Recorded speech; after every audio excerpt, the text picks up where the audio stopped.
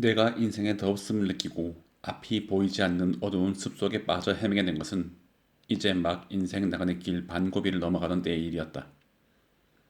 주위는 온통 어둠에 휩싸여 있었다. 어디가 어딘지 모를 캄캄한 숲속의 골짜기였다. 목이 몹시 말랐고 목은 천근만근 무거웠다. 도대체 여기가 어디란 말인가? 내가 왜 이 숲속에서 헤매고 있단 말인가? 갑자기 공포심이 들면서 지난 내 인생이 주마등처럼 스쳐 지나갔다. 나는 신의 부름에 제대로 순응하며 살아왔던가? 자신 있게 그렇다고 대답할 수 없었다. 그렇다면 내가 지금 이 숲속에서 헤매는 것은 신의 뜻이란 말인가? 나는 도대체 길을 찾을 수가 없었다. 물러설 수도 나아갈 수도 없는 진퇴의 양면에 빠져 있을 때 구원처럼 가느다란 한 줄기 빛이 보였다. 나는 그 빛을 따라 어두운 숲속을 뚫고 비틀거리며 언덕을 향해 겨우 발걸음을 옮겼다. 그제야 비로소 혼미했던 정신이 안정되면서 어슴푸레하게 시야가 트였고 무언가 보이기 시작했다. 나는 잠시 안도의 한숨을 내쉬었다.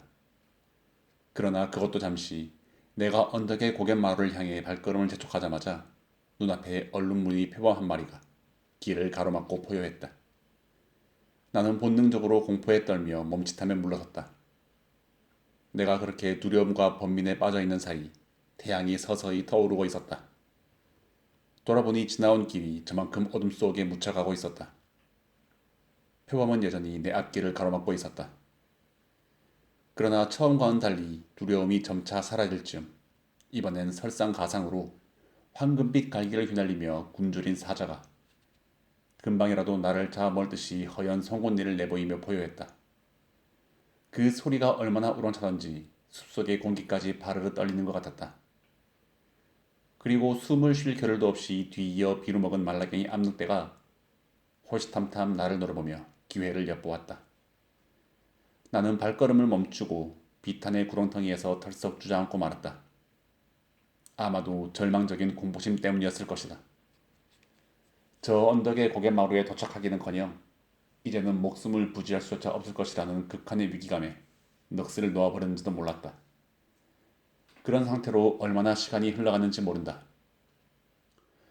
내가 다시 어렴풋이 정신을 차리고 보니 어디에선가 목소리가 들려왔다. 그댄 여기서 무엇 하고 있는가? 무엇이 두려워 저 언덕을 향해 나아가지 못하고 주저앉아 비탄에 넋을 놓고 있는가? 나는 깜짝 놀라 주위를 둘러보았다. 이 무인지경의 숲속에서 누군가를 만나더니 감히 상상도 할 수 없는 일이 일어나고 있었다. 아무려면 어떻겠는가? 나는 지푸라기라도 잡고 싶은 심정으로 그 목소리에 응답했다. 당신은 대체 누구십니까? 아니, 누구라도 상관이 없습니다. 당신이 사람이든 귀신이든 나를 살려만 줄 수 있다는 말이죠. 내가 한창 하듯이 말을 마치자 곧바로 그 목소리가 분명하게 들려왔다. 물론 나도 전에는 분명 자네와 같은 사람이었지. 지금은 아니지만 말일세. 난 이탈리아 반도의 유서 깊은 도시 만토바에서 태어났다네. 역사의 한 페이지를 장식하는 율리우스 카이사르의 말년이었지. 그리고 그 뒤를 잇는 현자 아우구스투스 황제 치세에 로마에서 살았다네. 아주 먼 옛날의 얘기지. 그때 난 시인으로 트로이에서 온 앙키센스의 영웅적인 아들을 기리는 찬가를 쓰기도 했었지. 아니, 그렇다면 지금 내 앞에 있는 당신은 넓디 넓은 언어의 강물을 흘려보내신 그 베리길리우스란 말입니까? 그렇다네. 내가 바로 베리길리우스라네. 나는 깜짝 놀랐다. 사실 베르길리우스는 내 문학의 영원한 스승이었다. 나는 오래전부터 그를 마음속으로 사숙해온 터였다. 왜 그렇지 않겠는가? 자신의 손으로 한 줄의 시를 써본 자라면 어찌 베르길리우스를 모를 수 있겠는가? 그 이름만으로도 그는 이미 불멸의 시인이었다. 그에게서 쏟아진 주옥 같은 시편들은 우리의 고결한 자산이며 나를 비롯한 후세 시인들의 영감의 원천이었으니 내가 어찌 감업하지 않을 수 있었겠는가. 나는 눈앞에 서 있는 베리길리우스를 보며 조금 전에 절망적인 공포심도 잠시 잊고 말았다. 그러나 곧 나를 호시탐탐 노리고 있는 짐승들로부터 벗어나지 않으면 목숨을 부지할 수 없다는 절박한 생존 본능이 나로 하여금 구원의 손길을 뻗치게 하였다. 오, 스승 베리길리우스님이여. 저는 지금 사나운 짐승들에게 쫓기고 있습니다. 이 고난으로부터 부디 저를 구원해 주시기를. 지금 제 심장은 떨고 있으며 피는 싸늘하게 식어가고 있습니다. 제 스스로 이 어두운 숲속과 저 짐승들로부터 벗어날 수가 없으니 제발 저를 구원해 주시기를. 그때 베르길리우스의 인자한 목소리가 다시 내 귓전을 울렸다. 내가 지금부터 그대를 인도하리라. 그대는 다시 저 세속의 징탕 속으로 돌아갈 수 없으니 나를 따르라. 저 사나운 짐승들의 무지막지한 발톱과 이빨로부터 그대를 우출해 영원한 곳으로 인도할 것이니라. 물론 그대가 진정으로 저 언덕을 오르기를 원한다면 말이지. 그대가 나를 따른다면 제일 먼저 지옥의 처참한 모습을 볼 게야. 그곳에서 고통과 비탄의 구렁텅이에서 신음하는 망령들이 다시 죽음을 갈구하는 목불 인간의 광경을 보게 되겠지. 그 다음 지경에서는 뜨거운 불길 속에서도 때가 되면 축복받은 사람들에게로 갈 수 있다는 희망으로 하루하루를 속죄하며 지내는 영혼들을 보게 될 거야. 내가 자네를 인도하는 것은 여기까지네. 나는 천국으로 들어갈 수가 없는 운명이거든. 물론 그게 내 잘못은 아니지만 말일세. 그렇다고 미리 절망하진 말게나. 그 다음에는 더없이 맑고 순수한 영혼이 나타나 그대의 손을 잡아줄 테니까. 그녀는 기꺼이 영원한 축복과 기쁨으로 충만한 천국으로 자네를 인도할 게야. 베르길리우스의 말을 듣고 있자니 어느새 두 눈에 눈물이 맺혔다. 그저 가슴이 벅차올라 가무팔 따름이었다. 왜 그렇지 않겠는가? 나는 조심스럽게 다가가 스승의 손을 잡았다. 그리고 그 손에 온기를 담아 말했다. 스승이시여, 부디 당신께서 말씀하신 대로 저를 이 고난의 골짜기에서 벗어나게 해주시기를. 당신께서 너무 일찍 태어나 미처 그 존재를 알지 못했던 하나님의 이름으로 간청합니다. 저를 이곳에서 구출해 지옥과 윤옥을 볼 수 있도록 해주시기를. 그리고 제가 천국의 문 앞에서 고결한 영혼을 만날 수 있도록 해주시기를 바라옵고 또 바라옵니다. 그제야 베르길리우스는 잡았던 손을 놓고 아주 천천히 움직이기 시작했고 나는 그 뒤를 따랐다.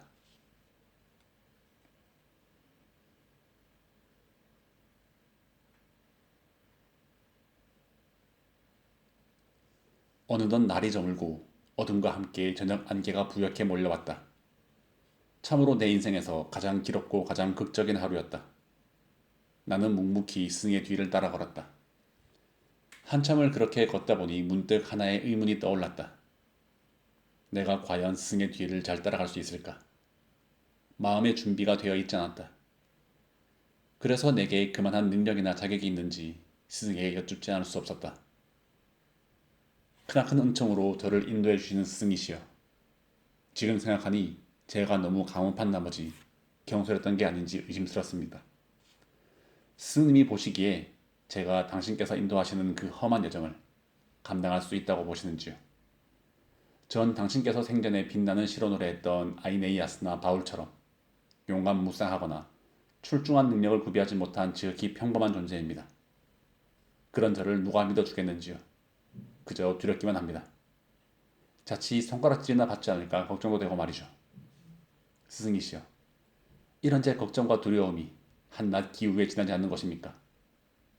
스승님께서 말씀해 주십시오. 그러자 스승 베르길리우스는 그런 내 마음을 다 안다는 듯 고개를 끄덕이며 말했다. 물론 자네 입장에선 그런 생각을 할 수도 있겠지. 그러나 미리 겁을 먹을 필요는 없네. 실에 겁을 먹고 발걸음을 멈춘다면 그건 어리석은 자야. 마치 제 그림자를 보고 놀라는 것과 마찬가지로 아둔한 시지. 모험에는 고난이 따르는 법이라네. 그게 자네가 살아온 저 세상의 진리가 아니던가. 여기서도 그 진리는 마찬가지라네. 그러니 미리 걱정하고 두려움에 몸을 움츠리지 말게나. 그건 부질없는 짓이거든. 자넨 이제 담담해져야 하네. 베르길리우스는 스승답게 인자한 말투로 위로하시면서 왜 자신이 나를 위한 인도자가 되었는지 저간의 사정을 말하기 시작했다. 스승께서는 아직 하느님이 이 세상에 출현하기 훨씬 전에 태어났기 때문에 세해를 받을 수 없었음은 물론이고 죽어서도 지옥도 천국도 아닌 림보라는 곳에 머물고 계셨다. 그러니까 림보에는 하느님이 태어나기 전에 생을 마친 영혼들이 머무는 곳인데 어느 날 스승께서는 당신을 부르는 여인의 목소리를 듣게 되었다. 우리의 영원한 지성 베르길리우스여. 당신의 위대한 시편은 아직도 세상에서 많은 사람들의 입에서 회자되고 있고 그 명성은 꺼지지 않는 불꽃처럼 언제까지나 영원할 것입니다. 하느님의 은총을 받아 고결한 천사의 모습으로 빛나는 여인은 간절하게 말했다. 찬란한 불멸의 시인 베르길리우스여. 나는 당신에게 부탁을 하고자 이렇게 찾아왔습니다. 한때 내 소중한 벗이었던 사람이 지금 무인지경의 어두운 골짜기 숲속에서 사나운 짐승들에게 쫓기며 방황하고 있습니다. 한마디로 절체절명의 위기에 처해 있죠. 그는 공포와 비탄과 절망에 빠져 왔던 길을 되돌아가려고 합니다. 내가 천국에서 보니 그는 아주 위험한 운명의 구렁텅이에서 헤어나지 못하고 있었습니다. 내가 이렇게 급히 달려왔지만 너무 늦은 건 아닌지 두렵습니다. 그러니 원컨대 위대한 시인 베르길리우스여. 부디 내 소중한 것을 위기에서 구출하여 저에게 위안을 베풀어 주시기를. 그 은공은 잊지 않을 것입니다. 내가 다시 천국의 하나님 앞으로 돌아간다면 당신께서 이번에 행한 일들에 대해 말씀드릴 것입니다. 여인은 이렇게 말하면서 눈물이 그렁그렁한 눈으로 먼 호공을 바라보았다고 했다. 결국 그녀, 베아트리체는 자신의 연인이자 소중한 벗이었던 나를 구원하기 위해 스승 베르길리우스를 찾아왔던 것이다. 물론 그 이전에 하늘에 계시는 친절하신 여신께서 위기에 처한 나를 발견하시고는 성녀 루치아를 불러 베아트리체를 찾아가게 했고 그런 연유로 베아트리체는 베르길리우스를 찾아와 간청했다는 이야기였다. 스승께서는 이렇게 세세하게 당신께서 나를 인도하게 된 전의 사정을 말하시면서 내게 용기를 북돋으려는 듯 다시 힘차게 말을 이어갔다. 내 얘기를 들었으면 알 테지만 자넨 아무 걱정할 것이 없다네. 천국에서 자네 처지를 염려하고 구원하기 위해 새 여인이 신경을 쓰고 있으니까 말일세. 그러니 어찌 두려움에 떨며 주저하고 있겠는가. 담대하게 나를 따라오면 되지 않겠는가. 스승의 말을 들으니 지금까지의 내 모습이 부끄러워 몸둘 바를 모를 지경이었지만 한편으로는 용기가 났다. 그렇다. 베아트리체가 있고 그 뒤에 성녀 루치아와 성모 마리아께서 나를 돌보고 계신데 무얼 더 망설이며 주저하며 걱정할 게 있겠는가. 스님, 당신의 은혜에 감사합니다. 당신의 말씀을 들으니 전 이제 걱정할 게 하나도 없음을 알겠습니다. 저는 기꺼이 당신의 인도를 따를 것입니다. 이제 용기가 나고 움츠렸던 어깨가 쫙 펴지며 의지가 샘솟고 있습니다. 스님, 이제 출발하시지요. 내 말이 끝나자마자 기다렸다는 듯이 스승 베르길리우스는 활기차게 걸음을 옮기기 시작했다. 스승의 인도를 따라간 내 앞에는 과연 어떤 운명이 기다리고 있을 것인가. 첫 여정으로 지옥을 향해 가는 내 심장은 벌써부터 미지의 도전과 모험 앞에서 쿵쾅거리기 시작했다.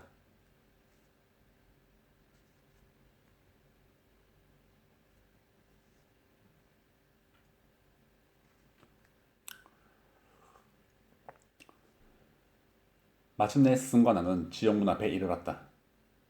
보기만 해도 겁에 질릴 정도로 기괴하고 음산하기 짝이 없는 거대한 지옥문 위에는 앞으로의 험로를 예고하듯 다음과 같은 시구가 우리를 환영하고 있었다. 아니, 저주하고 있었는지도 몰랐다. 여기 문이 있나니 이 문은 고통의 환란으로 들어가는 문, 영원한 고통이 기다리는 문. 이 문은 지존이신 하나님이 공의로운 힘과 지혜로 만든 문이니 이 세상이 끝날 때까지 영원히 남을 것이니라. 한번 이 문으로 들어온 자는 그 누구든지 빠져나갈 수 없나니 희망일랑은 버릴지어다. 나는 이 섬뜩한 시구를 읽고는 한 줄기 서늘한 바람이 등골을 훑고 지나가는 것처럼 두려움에 온몸을 떨었다. 스승 베르길리우스가 내 손을 잡아주지 않았더라면 나는 한참을 그렇게 떨고 있었을 것이다. 과연 지옥문답게 을씨년스러웠고 가슴 저 짚은 곳에서 무시무시한 공포감이 밀려와 전율을 느꼈다. 그런데 심정을 아시는지 스승은 잡은 손에 힘을 주어 나를 안심시켰다. 그러고는 아무렇지도 않게 말했다. 자, 여기서 지체할 수는 없네. 갈 길이 멀거든. 이제 믿음을 잃어버리고 고통과 환란에 빠진 망령의 무리들을 보러 가게나. 나는 스승의 뒤를 따라 어둠이 아가리를 한껏 벌리고 있는 동굴의 초입으로 걸음을 옮기기 시작했다. 그런데 그때 초입으로 발걸음을 떼자마자 사방에서 가공할 만한 탄식과 비명과 울부짖음이 울려 퍼졌다. 뭐라 설명하기 어려운 기괴한 광경에 나는 금세 겁을 먹었다. 어디가 어딘지 도무지 분간할 수 없는 어둠 속에서 회오리 바람처럼 귓전을 파고드는 온갖 귀곡성은 정말이지 무시무시했다. 그 소리들은 동굴 같은 어둠의 허공에서 광란의 소용돌이를 일으키고 있었다. 나는 그만 머리를 감싸쥐고 눈물을 떨어뜨리면서 스님께 물었다. 스님, 제가 지금 보고 듣고 있는 것은 대체 무엇입니까? 또 끝없이 고통의 비명을 저지르는 저 인간들은 대체 무슨 죄를 지었길래 저토록 참담하게 울부짖고 있는 것입니까? 참으로 한심한 영혼들이지. 저들의 꼬락서니를 잘 봐두게나. 자신의 인생을 치욕도 명예도 모르고 살아온 자들의 모습이니까 말일세. 무의도식하며 인생을 소비한 자들이지. 저들 중에는 신의 의지와 상관없이 오로지 자신의 욕망을 훈육하는 것으로 일생을 보낸 천사들도 있다네. 타락한 천사들이지. 참으로 안타까운 일이지만 어쩌겠는가. 하나님은 저들을 천국에서 쫓아냈다네. 천국이 더럽혀질까봐 그랬던 것이지. 그러니 저들은 이 지옥에 떨어져서도 일말의 회개나 반성도 없이 빈둥거리고 있다네. 스승은 한숨을 내쉬며 말했다. 아마도 스승께서는 저들의 영혼이 가여운 나머지 일말의 연민을 느끼고 있는 것처럼 보였다. 스승님, 저들은 특별하게 악행을 저지른 것도 아닌데 왜 저토록 고통을 당해야만 하는 것입니까? 전 이해가 되지 않습니다. 대체 저들을 괴롭히고 있는 것은 무엇인가요? 자네에겐 잘 이해가 안 되겠지만 저들은 죽었어도 죽은 게 아니라네. 오히려 저들은 죽기를 간절히 바라고 있지. 물론 육신의 죽음은 이루어졌지만 영혼은 살아있는 거야. 말하자면 산 것도 죽은 것도 아니라는 말일세. 그러니까 고통스러울 수밖에 없지 않겠나. 죽고 싶어도 죽을 수 없는, 아니 죽음조차 허락되지 않는 고통이 저들로 하여금 저렇게 비탄의 울부짖음을 쏟아내게 한다네. 자, 여기서 이만하면 되었으니 다시 길을 떠나세. 스승의 뒤를 따라 길을 나왔을 때 저 멀리 깃발을 앞세우고 걸어가는 한 무리의 행렬이 모습을 나타냈다. 그들은 빠르게 우리 앞을 지나쳤다. 끔찍한 죽음의 행렬이었다. 그 속에는 내가 아는 낯익은 얼굴도 하나 있어 하마터면 깜짝 놀라 소리를 지를 뻔했다. 큰일 앞에서 비겁했던 이였다. 그들은 발가벗겨진 알몸의 형상을 하고 있었는데 그들을 쫓아오는 수만 마리의 벌떼들에게 쏘여 피를 흘리고 있었다. 얼굴은 물론 온몸은 벌겋게 물이 들었고 고통으로 일그러진 얼굴에서는 연신 피는 물이 흘러내리고 있었다. 참으로 끔찍하고 처참하기 짝이 없는 몰골들이었다. 나는 외면하고 싶어 애써 눈을 돌렸다. 그때 내 눈앞에 시퍼런 강물이 굽이치는 것이 보였다. 스승은 그 강이 지옥을 가로질러 흐르는 아케론 강이라고 일러주었다. 우리는 강가로 다가갔다. 이미 강가에는 많은 사람들이 나와 웅성거리고 있었다. 아마도 길을 건너려고 무언가를 기다리고 있는 모습이었다. 내가 스승님께 물었다. 스승님, 대체 저 사람들은 누구이며 왜 강을 건너려고 하는 것입니까? 그러나 스승님은 아무 말씀이 없었다. 조금 있으면 자연히 알게 될 테니 가만히 기다려보자는 투였다. 나는 성급하게 나댄 것이 공연히 무한해져서 고개를 떨어뜨렸다. 스승님의 심기를 건드린 것은 아닌지 걱정이 들었던 것이다. 나는 매번 궁금증을 참지 못하고 조급하게 스승님을 괴롭혔던 게 아닌지 하는 반성하는 마음으로 입을 다물고 스승님의 뒤를 따랐다. 그때였다. 강 저편에서 머리가 하얗게 센 뱃사공이 힘차게 노를 저으며 다가오고 있었다. 그는 노익장을 과시라도 하듯 산발한 은빛 머리카락을 휘날리며 강변에 모여있던 사람들에게 천둥 같은 목소리로 외쳐대는 것이었다. 이놈들아, 저주받은 악마의 망령들아, 너희들에게는 남은 것은 하나님의 벼락뿐이니라. 곧 재앙의 불벼락이 시작되리라. 다시 너희들이 하늘을 보는 일은 없을 터이니 꿈일랑 깨는 게 좋을 것이다. 이제 내가 너희들을 강 건너 어둠의 불길이 활활 타오르는 지옥 속으로 데려가리라 이놈들아. 단단히 각오를 해야 할 것이다. 한바탕 사다오를 토해낸 뱃사공은 강변에 배를 대고 공포에 질려 부들부들 떨고 있는 망령들을 무섭게 쏘아보았다. 노인의 눈에서는 시퍼런 불꽃이 타오른 듯했다. 그는 어깨에 노를 둘러매고 한 명씩 배에 오르도록 명령했다. 두려움에 멈칫거리거나 뒤로 내빼려는 자가 보이면 노를 들어 사정없이 등짝을 후려쳤다. 마침내 우리 차례가 되어 스님과 내가 배전에 다가가자 나를 보고 다짜고짜 소리쳤다. 너는 웬 놈이냐? 네 놈은 내가 이곳에서 한 번도 본 적이 없는 살아있는 영혼이 아니더냐? 여기는 내 놈이 있을 곳이 아니란 걸 몰랐다란 말이냐? 이 배에는 죽은 자의 영혼만이 탈 수 있거늘 왜 여기서 어물쩍거리는 것이냐? 어서 썩 물러가지 못할까? 내가 노인의 호통에 몰라 멈칫거리자 스님이 나서서 타이르듯 말씀하셨다. 이보시오. 아케론 강의 뱃사공 카론이여. 내 일찍이 그대의 악명은 잘 알고 있소이다. 그러나 그렇게 버럭 성질부터 내지 말고 내 말을 좀 들어본 다음에 성질을 내도 늦지 않을 것이오. 이 사람은 그대의 말대로 살아있는 영혼이 맞소. 하지만 이 사람은 하나님의 부르심을 받고 지옥의 여행자로 이곳에 온 거야. 나는 이 사람을 인도하라는 하나님의 명령을 받은 베르길리우스라고 하오. 자, 카론이요. 이만하면 충분히 납득하셨을 테니 우리가 배에 올라도 되겠소. 그제야 카론은 입술을 다물고 순한 양처럼 물러섰다. 하지만 그것도 잠시 카론은 배에 올라탄 저주받은 망령들을 한번 휘둘러 보더니 다시 얼굴을 일그러뜨리면서 분노의 감정을 나타냈다. 그 모습에 배 안의 망령들은 다시 겁을 집어먹고 부들부들 떨면서 탄식과 비명을 쏘아냈다.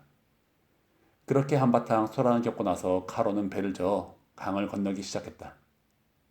아케론 강은 피처럼 붉은 빛이었다. 아니, 검붉은 빛이었다. 악취가 진동했다. 파도가 치듯 물살은 높이 굽이치고 그때마다 배는 심하게 요동쳤다.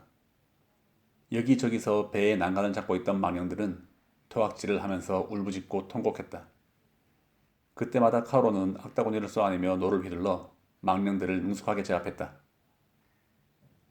과연 지옥의 악마답게 그 태도에는 함부로 범접할 수 없는 위험이 깃들어 있었다. 망령들은 카론 앞에서 설설 길 수밖에 없었다. 그들은 겨우 난간에 기대어 멍한 눈으로 강문을 바라보았고 어떤 망령들은 강물 속으로 손을 뻗어 무언가를 움켜쥐려고 했으나 아무런 소득이 없었다.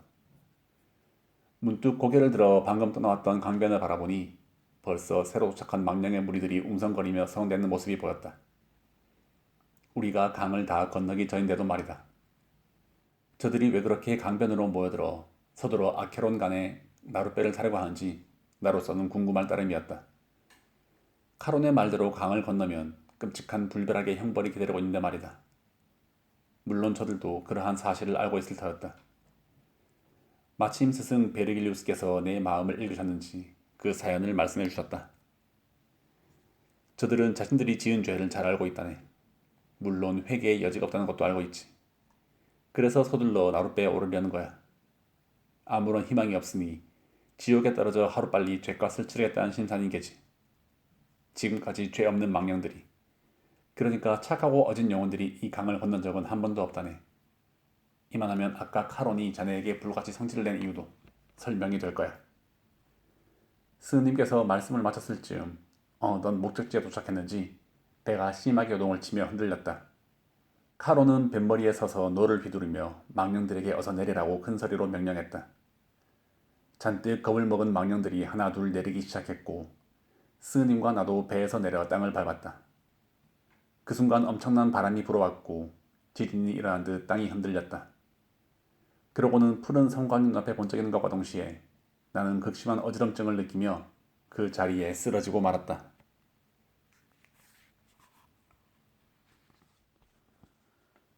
얼마나 시간이 흘러갔는지 알 수 없었다. 나는 귀청을 찢어발긴 듯한 천둥 소리에 놀라 혼수 상태에서 깨어났다. 아케론 강을 건넌 것은 확실했다. 아직 카론의 분노에 찬 얼굴이 아른거렸다. 그러나 여기가 어딘지 대체 알 수가 없었다. 주변을 둘러보면 깊은 골짜기에 초입인 것 같긴 한데 분명하진 않았다. 거기다 골짜기 가득 희부연 안개가 뒤덮고 있어서 앞을 가늠하기도 어려웠다. 내가 그렇게 비몽사몽 헤매고 있을 때 스승님의 목소리가 들려왔다. 이보게, 정신이 좀 드는가? 이제 저 어둠의 골짜기 아래로 내려가 볼 때가 된 것 같군. 여기서부터 우리의 본격적인 여행이 시작된다네. 자, 어서 가보세. 내가 앞장을 설 테니 자넨 내 뒤를 따르기만 하면 될 거야.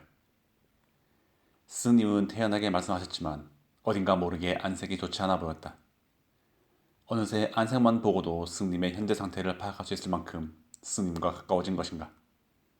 그렇기는 해도 스승님의 속마음을 진짜로 헤아리긴 어려웠다. 내가 모르는 어떤 두려움 때문인지도 몰랐다. 내 이런 낌새를 느끼셨는지 스승님은 자상하게 말씀하셨다. 자넨 내가 두려움에 겁을 집어먹고 있다고 보는가? 그렇다면 잘못 짚은 것이네. 난 겁을 먹고 있는 게 아니라 연민 때문에 가슴이 아픈 것이라네. 바로 저 골짜기 아래에서 신음하는 망령들을 생각하면 어찌 연민을 갖지 않을 수 있겠는가. 그래서 내 안색이 좀 어두웠던 게지. 안심하고 날 따라오게나. 스승님은 그렇게 위로하고는 서둘러 깊은 어둠에 둘러싸인 골짜기 아래로 내려가기 시작했다. 지금까지와는 다르게 이곳에서는 비명과 탄식과 울부짖는 소리가 없었다. 다만 음산한 바람이 가끔 휘몰아칠 뿐이었다. 스승님, 이곳은 어딘데 이렇게 조용한가요? 마치 모든 소리가 죽은 것 같습니다. 바람소리 빼고는 말이죠. 지금까지와는 너무도 다른 곳이군요. 잠옷, 평화롭기까지 하니 말입니다. 그렇다네. 이곳은 림보라고 불리는 첫 번째 지역이지. 여기선 그 누구도 고통에 시달리며 비명을 지르거나 악다구니를 쓰지 않는다네. 물론 이곳에도 슬픔과 한숨은 있지. 자네가 들은 바람소리는 사실 바람소리가 아니라 한숨소리를 착각한 것이라네. 스님의 말씀을 듣고 보니 이들은 무슨 죄를 지었길래 한숨소리가 바람소리처럼 들렸을까 궁금했다. 대체 어떤 영혼들이란 말인가? 스승은 잠시 깊은 생각에 잠겼다가 말을 이었다. 여기 림보에 있는 자들은 죄를 지은 자들이 아니라네. 아니 어떻게 보면 생전에 선행을 베풀고 어진 덕을 쌓은 훌륭한 사람도 많지. 그렇다고 천국에 들어갈 수 있는 것은 아니라네. 왜 그런진 그 연유를 자네도 알 것이네. 그들은 신의 존재를 몰랐던 것이. 그러니까 당연히 천국으로 가는 열쇠인 세례를 받은 적도 없을 수밖에. 말하자면 원죄를 그대로 가지고 있는 거야. 그들은 우리 주 그리스도께서 이 땅에 오셔 우리의 죄를 대속하기 전에 태어났으니까 말일세. 전에도 말했지만 나 역시 그들과 마찬가지 이유로 이곳 림보에 머물고 있었다네. 나는 스님의 말씀을 듣고서야 림보에 머물고 있는 영혼들의 슬픔과 한숨을 이해하게 되었다. 아울러 스님의 안타까운 처지에 대해서도 깊은 연민을 가지게 되었다. 스님의 말씀에 따르면 림보에 있는 영혼들이 천국에 올 가능성은 없었다. 스님과 같이 우리 인류 역사의 위대한 스승들이 림보에 머물고 있다는 사실은 안타까움을 넘어 나를 고통스럽게 했다. 스님, 이곳 림보에 있는 영혼들이 하느님의 나라로 들어가는 것은 정녕 불가능한 것입니까? 지금까지 정말 단 한 명도 그러한 예가 없었습니까? 스님은 나의 물음에 깊은 상념에 빠져 한동안 말을 열지 못했다. 아마도 당신의 먼 옛날을 회상하시는 것 같았다. 그러니까 내가 이곳으로 온 지 얼마 되지 않았을 때였네. 난 어느 날 황금빛 왕관을 쓰고 찬란한 후광을 받으며 이곳에 오신 분을 보았지. 그분은 우리의 첫 번째 조상인 아담과 그 아들 아벨과 십계명을 받은 모세, 아브라함과 다윗, 요셉, 야곱, 그리고 그 후손들의 영혼을 불러내 축복을 내리고 천국으로 인도해 주셨다네. 참으로 성스럽고 감동적인 광경이었어. 나 또한 내심 그분의 축복을 받을 수 있기를 바랬지만 기대난망이었다네. 그 이후로 구원받은 영혼은 하나도 없었거든. 스님과 나는 이런 대화를 나누며 더 깊은 골짜기로 내려가고 있었다. 그때 저 멀리서 칠흑 같은 어둠을 뚫고 한 줄기 빛이 흘러나오고 있었다. 그 빛은 은은하면서도 어딘지 모르게 신비로운 위엄을 발하고 있었다. 스님의 말씀에 따르면 그 빛은 비록 일찍 태어나는 바람에 하나님의 존재를 알지는 못했지만 우리들의 정신을 살찌게 했던 위대한 인류의 스승들인 유명 시인들과 철학자들로부터 나오는 빛이었다. 그들은 살아생전 학문과 예술에서 빛나는 성취를 보여준 고결한 영혼들이었다. 그래서 죽은 후에 이곳 림보에서도 빛을 발하며 영광을 누리고 있었던 것이다. 그들은 우리가 이름만 들어도 다 알만한 명예로운 자들이었다. 우리가 그 빛을 보고 가까이 다가갔을 때 누군가 외치는 소리가 들려왔다. 찬양할지어다 저 위대한 시인을. 하나님의 부르심을 받고 잠시 이곳을 떠났던 그의 영혼이 다시 돌아왔다니 모두 일어나 찬양하고 경배할지어다. 나는 그 목소리에 알 수 없는 경외심을 느꼈다. 그리고 주위를 둘러보다가 우리를 향해 다가오는 영혼의 그림자들을 보았다. 그 표정에서는 어떤 희로애락도 감정도 읽을 수 없을 만큼 평온하고 고요했다. 그때 스승 베르길리우스께서 먼저 입을 열었다. 자네 잘 보고 있나? 선두에서 손에 칼을 들고 앞장서 오는 영혼이 누군지 알겠나? 물론 알고 있을 테지. 그를 모른다면 그를 아는 자가 아닐 테니 말이지. 그는 바로 최고의 시인 호메로스라네. 그 다음은 풍자 시인 호라티우스고, 세 번째 영혼은 오비디우스, 그리고 마지막 영혼은 루카누스라네. 자, 어떤가? 이만하면 시의 왕자들이 다 모였다고 할 수 있지 않겠나? 더욱이 저 네 영혼들이 부끄럽게도 나에게까지 시인의 월경을 씌우고 찬양을 바치니 이 어찌 영광스럽지 않겠는가? 나는 그가 시인이란 이름을 가지고 있다면 누가 되었든 마땅히 경의를 표할 5명의 대시인들을 향해 고개를 숙였다. 나는 정말 행운하였고 복받은 자가 아닐 수 없었다. 5 시장들께서는 나를 6번째 시인으로 인정을 해주어 나는 몸둘 바를 모를 지경이었다. 분에 넘치는 영광 안에서 나는 그들과 함께 걸으며 많은 이야기를 나누었다. 이윽고 우리는 거대한 성을 마주하게 되었다. 그 위용이 얼마나 대단한지 쳐다보기만 해도 목이 아플 지경이었다. 성 아래에는 강물이 흘러가고 있었다. 강물은 맑고 푸르렀다. 스승께서는 이 강을 건너 7개의 성문을 지나야 비로소 성 안으로 들어갈 수 있다고 일러주었다. 나는 위대한 시인들의 뒤를 따라 성 안으로 들어갔다. 푸른 잔디에 덮인 아름다운 동산들이 솟아있었고 내가 역사책에서 보았던 많은 위인들과 현자들의 영혼의 산책을 하고 있었다. 모든 게 평화로웠고 따뜻했다. 나는 흥분해서 꿈속을 헤맨 듯한 희열을 느꼈다. 맨 처음 눈에 들어온 영혼은 엘렉트라였다. 그 옆에는 유명한 전사로 이름을 떨쳤던 헥토르와 아이네이아스, 그리고 갑옷 차림에 독수리의 눈매를 한 카이사르가 있었다. 또한 카밀라와 펜테실레이아의 모습도 눈에 띄었다. 눈을 돌리니 거기에는 라티니스 왕과 공주 라비나가 있었고 그 밖에도 타르퀴니우스를 쫓아낸 브루투스와 루크레티아도 보였다. 우리가 좀 더 앞으로 나아가자 중앙에 있는 동산에는 그야말로 철학의 신이라고 할 수 있는 기라성 같은 철학자들이 앉거나 혹은 서서 대화를 나누고 있었다. 나는 그 모습을 보고 경의와 감동에 찬 전율을 느꼈다. 그들 철학하는 무리 중에 앉은 지자들의 스승에게 모두의 찬양과 우러름이 집중되고 있었다. 그 누구보다 그와 가까이 있는 것은 플라톤과 소크라테스였다. 그리고 수많은 쟁쟁한 철학자들이 그 세 사람을 둘러싼 채 저마다 다른 모습으로 철학의 향연을 펼치고 있었다. 여기서 그 이름들을 일일이 다 열어갈 수는 없지만 그래도 데모크리토스와 디오게네스, 산악사고라스와 탈레스, 엠페도클레스와 헤라클레이토스, 제논과 오르페우스, 키케로와 세네카, 유클리드와 프롤레마이오스, 히포크라테스와 아베로에스의 이름만은 적어두어야겠다.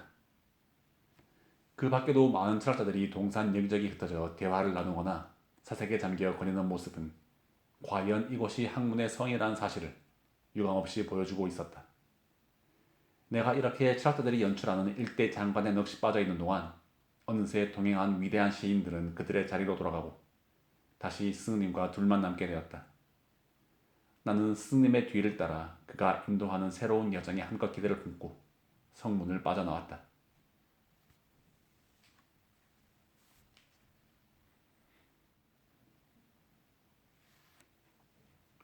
내가 스님 따라 도착한 제1지옥 아래에 있는 제2지옥이었다.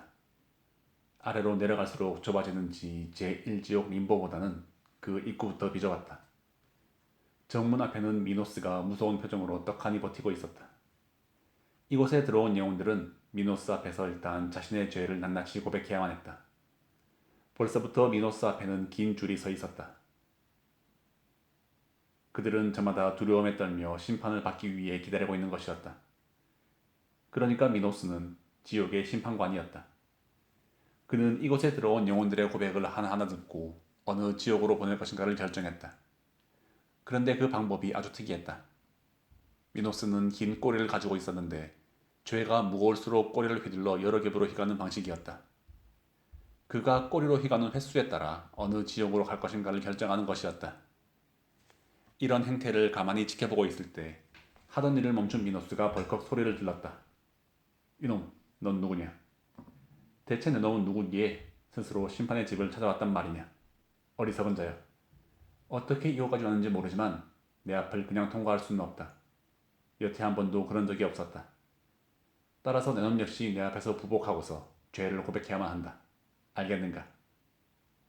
지금까지 그래왔던 것처럼 이번에도 스승 베르길리우스가 나서 타이르든 말했다. 지역의 심판관 미노스여. 그대의 말이 좀 과한 것 같군. 이 사람은 전능하신 하나님의 뜻에 따라 여기 왔고 또 가야 할 길이 머니 괜히 방해하지 말라. 내 분명 하나님의 뜻이라 했으니 더 이상 잔말 말고 길을 터주기를 바라노라. 그러자 그 사나운 미노스도 순순히 길을 내주었다.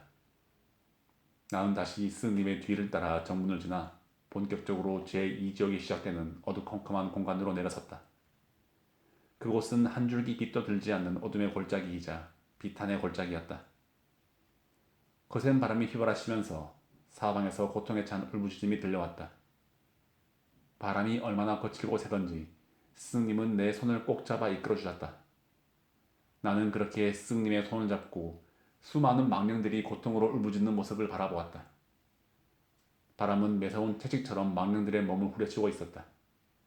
그 서슬에 살점이 떨어져 나가고 온몸에 멍이 들면서 고통에 찬 신음소리가 쏟아졌다. 그리고 하느님을 향한 원망과 저주도 솟구쳤다. 그들에게는 그 어떤 희망이나 구원의 여지가 없는 것처럼 보였다. 스승님에 따르면 그들은 자신의 더러운 욕망을 채우는 데 혈안이 되어 올바른 이성을 버리고 음란을 일삼은 자들이었다. 그들은 끝없이 불어오는 지옥의 태풍에 이리 밀리고 저리 밀리면서 까마득한 절벽 밑에 또 다른 지옥으로 떨어지지 않기 위해 필사적으로 보둥거리고 있었다. 제 몸 하나 건사하기 어려운 지경이었기에 회개와 구원을 갈구할 수조차 없었다. 잘 보게나. 저기 맨 앞에서 걸어가는 망령이 보이지. 그녀는 수많은 백성들의 황후, 세미라미스라네. 그녀는 일생을 음탕한 향락에 젖어 탕진한 것도 모자라 나중엔 아예 쾌락을 합법화시킨 장본인이지. 백성들의 비난이 쏟아지자 자신의 권력을 이용해 악을 정당화하는 묘한 법을 만들었네. 그러니 세상이 어찌 되었겠는가? 사회의 건강한 기풍은 무너지고 풍기문란이 지배하는 악마의 소굴이 되었지. 스승의 말씀을 듣고 보니 저 망령들이 고통을 당할 수밖에 없는 이유를 알겠군요. 그렇지. 좌고로 죄 없는 자가 형벌을 받는 법은 없는 법이야. 자, 그 다음 망령을 보게. 그녀는 자신의 남편 시카이오스가 죽자 다른 사내와 사랑에 빠져 육체의 욕망을 불살랐지. 결국은 제우스의 노여움을 사서 자살하고 말았다네. 그 뒤의 망령은 그 유명한 클레오파트라 1세. 홍웅 요걸레와 함께 한 시대를 멋지게 풍미했지만 그녀 역시 유격의 죄를 벗어날 길은 없었던 셈이지. 이곳에는 미인 중에 미인 소리를 들었던 헬레나도 있네. 그녀 때문에 트로이 전쟁이 일어났고 수많은 사람들이 재난과 고통 속에 죽었으니 어찌 신께서 그녀를 지옥으로 보내지 않을 수 있었겠는가. 유격의 욕망을 제어하지 못해 재앙의 운명을 맞이한 망령들을 보니 한숨이 절로 나왔다. 스승님은 사랑과 욕정 때문에 자신의 인생을 나락으로 떨어뜨린 많은 영웅들의 사례도 들려주었다. 보게나. 저기 아킬레우스를, 파리스를, 트리스탄을. 스승님은 사랑 때문에 비극적인 운명을 맞이했던 망령들을 하나하나 가리키며 그 연유와 사연을 말씀해 주셨다. 그 중에는 특히 프란체스카와 파울로의 슬픈 사랑 이야기도 있었는데 차마 다 듣고 있기가 괴로울 정도였다. 이곳에서 고통을 받고 있는 저 무수한 망령들이 사랑 때문에 인생을 망쳤다고 생각하니 사랑은 악마의 독화살처럼 느껴졌다. 원래 하나님의 사랑은 순수하고 아름다운 것이거늘 어찌 이렇게까지 타락할 수 있었단 말인가. 고결하고 위대한 사랑이란 정녕 없단 말인가. 내 청춘의 사랑도 그랬던가. 나는 비통한 심정이 되어 눈물을 흘렸다. 제2지옥에서의 여정은 이렇게 끝이 나고 우리는 다시 제3지옥을 향해 걸음을 옮기기 시작했다.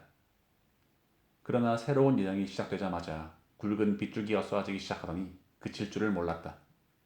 거기다 사나운 바람과 우박까지 끼쳐들었다. 우리의 앞길이 순탄치 않을 것임을 예고라도 하듯이 바닥은 진창길로 변했고 주위의 공기는 극심한 악취를 내뿜고 있었다.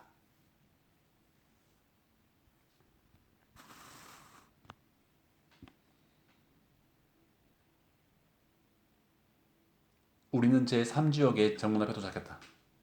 정신을 차릴 수 없을 정도의 세찬 빗줄기와 악취는 여전했다. 잠시 정신을 가다듬고 망루를 바라보니 거기 이 지옥의 파수꾼 케르베로스가 서 있었다. 그 모습이 잠옷 괴상했다. 머리가 세 개의 뱀처럼 긴 꼬리를 달고 있었으며 눈에서는 시퍼런 불꽃이 이글이글 타올랐다. 그런 무서운 눈으로 이곳에 갇힌 망령들이 도망가지 못하도록 파수를 서고 있었다. 케르베로스는 이따금씩 마음에 안 드는 망령이 있으면 사납게 으르렁거리면서 날카로운 발톱으로 핥히고 물어뜯었다. 사지가 갈기갈기 찢어져 너덜너덜해진 망령들은 억수같이 쏟아지는 빛 속에 그대로 내용댕이 쳐졌다. 겁에 질린 망령들은 이 괴물개를 피해 이리저리 바삐 움직이느라 정신이 없었다. 스님과 내가 제3지역에 도착했을 때의 상황은 대충 이러했다. 이곳은 무슨 저주를 받았는지 영원히 비가 내리는 축축하고 음산한 비의 나라처럼 보였다. 그 빗속에서 우리가 모습을 드러내자 케르베로스는 세 개의 목구멍을 한껏 벌리고 송곳니를 드러낸 채 으르렁거리며 우리를 막아섰다. 스님은 기다리고 있다는 듯 흙을 한 줌 쥐어 그놈의 아가리에 쳐넣었다. 그러자 금방이라도 달아들 것처럼 맹렬한 기세를 과시하던 케르베로스는 곧 잠잠해졌다.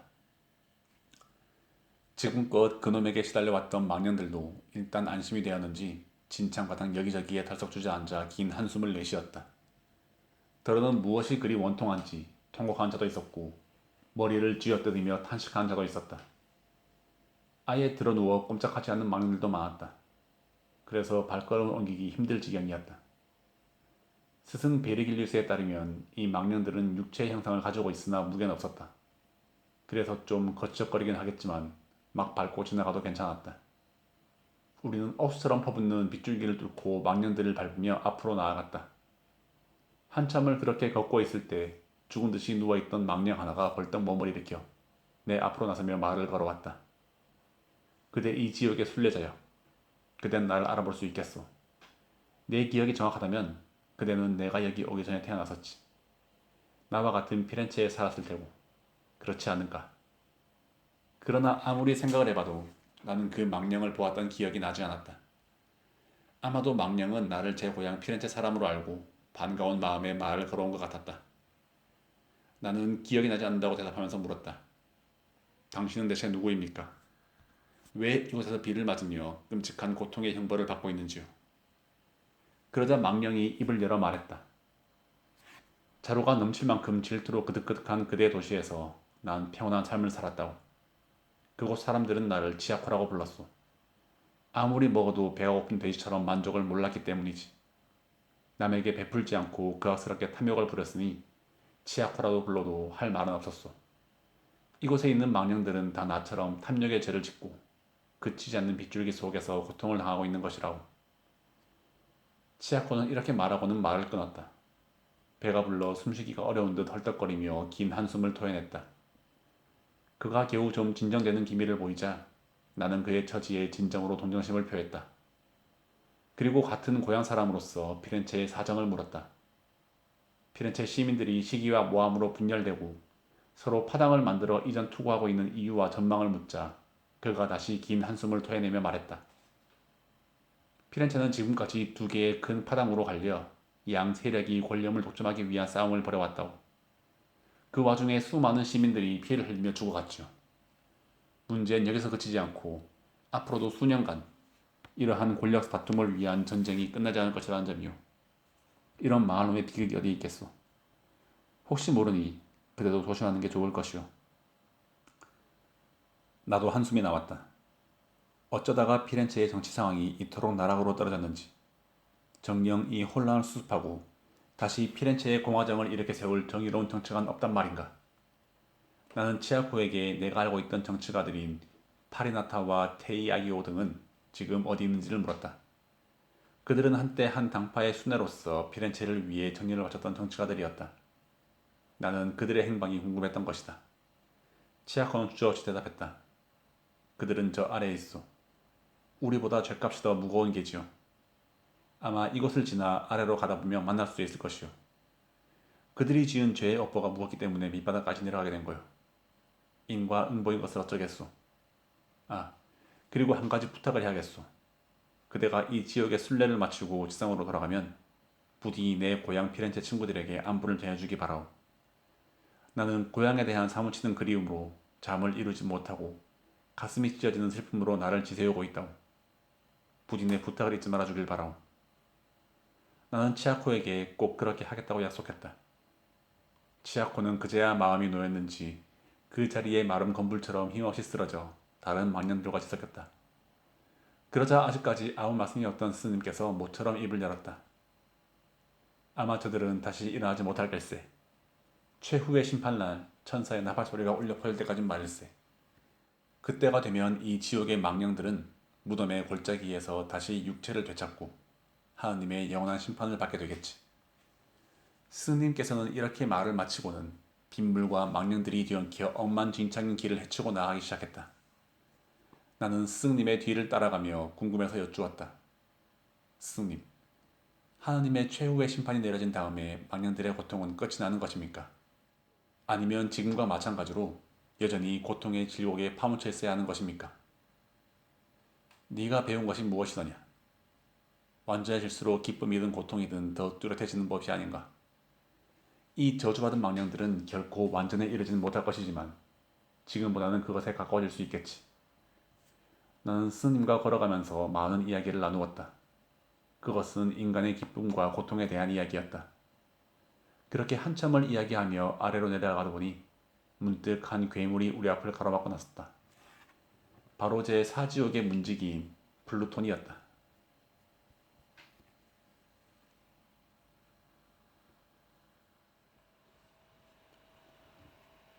오 사탄이여, 이 지옥의 왕 사탄이여, 저 살아있는 영혼에게 저주를 내려주시기를. 나를 발견한 플루톤은 내가 살아있는 인간이라는 사실에 놀란 나머지 지옥의 왕 사탄에게 도움을 요청하고 있었다. 그때 스승 베르길리우스가 나서며 플루톤의 얼굴에다 대고 냅다 소리쳤다. 닥쳐라 이 저주스러운 탐욕의 화신이여. 그대는 탐욕의 대가를 치르게 될 것이다. 그땐 알게 되리라. 자신의 분노로 그대의 육신을 불태워버렸다는 것을. 또한 그대는 아무리 사탄의 힘을 빌리더라도 우리의 앞길을 막을 수가 없으리라. 우리가 가는 길은 하느님과 성 미카엘 천사가 인도하기 때문이지. 우리는 이 지옥의 곳곳을 빠짐없이 순례하며 죗값에 따라 그에 알맞은 형벌의 고통을 받고 있는 망령의 무리들을 보게 될 것이다. 이것이 하느님의 뜻이거늘 그대가 어찌 감히 우리의 길을 막을 수 있단 말인가. 스승님의 당찬 일갈에 플루톤은 움찔했다. 그러고는 망망대해의 쪽배가 거대한 폭풍 위에 힘없이 난파되듯이 기세가 한풀 꺾이며 주저앉았다. 스님과 나는 망설임 없이 제 사지옥의 더 아래쪽을 향해 발걸음을 재촉했다. 이곳에도 역시 수많은 망령들이 모여 있었다. 그 모습이 어찌나 기괴하던지 나는 경악을 금치 못했다. 그들은 거대하게 소용돌이치는 좁은 해협의 파도가 솟구쳤다 부서지듯이 저마다 감당할 수 없는 무거운 짐을 가슴에 안은 채 필사적으로 앞으로 나아가고 있었다. 그 무거운 짐은 세상에서 그들이 쌓아 올린 재물과 같은 것이었다.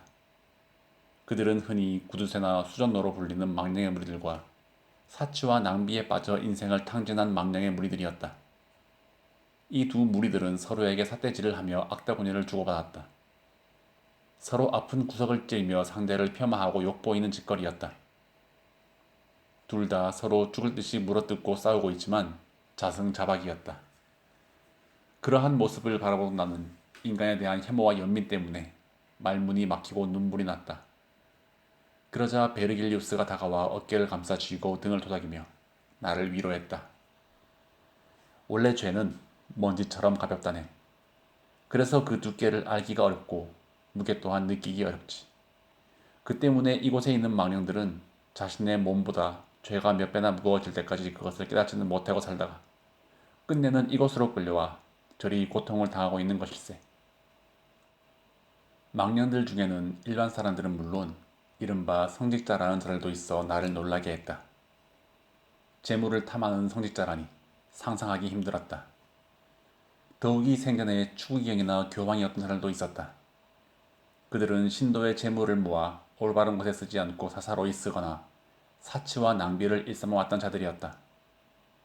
그런가 하면 돈과 재물을 너무 사랑한 나머지 닥치는 대로 부를 쌓고 허영에 빠져 주위에 베풀 줄 몰랐던 사람들도 이곳에서 고통을 받고 있었다.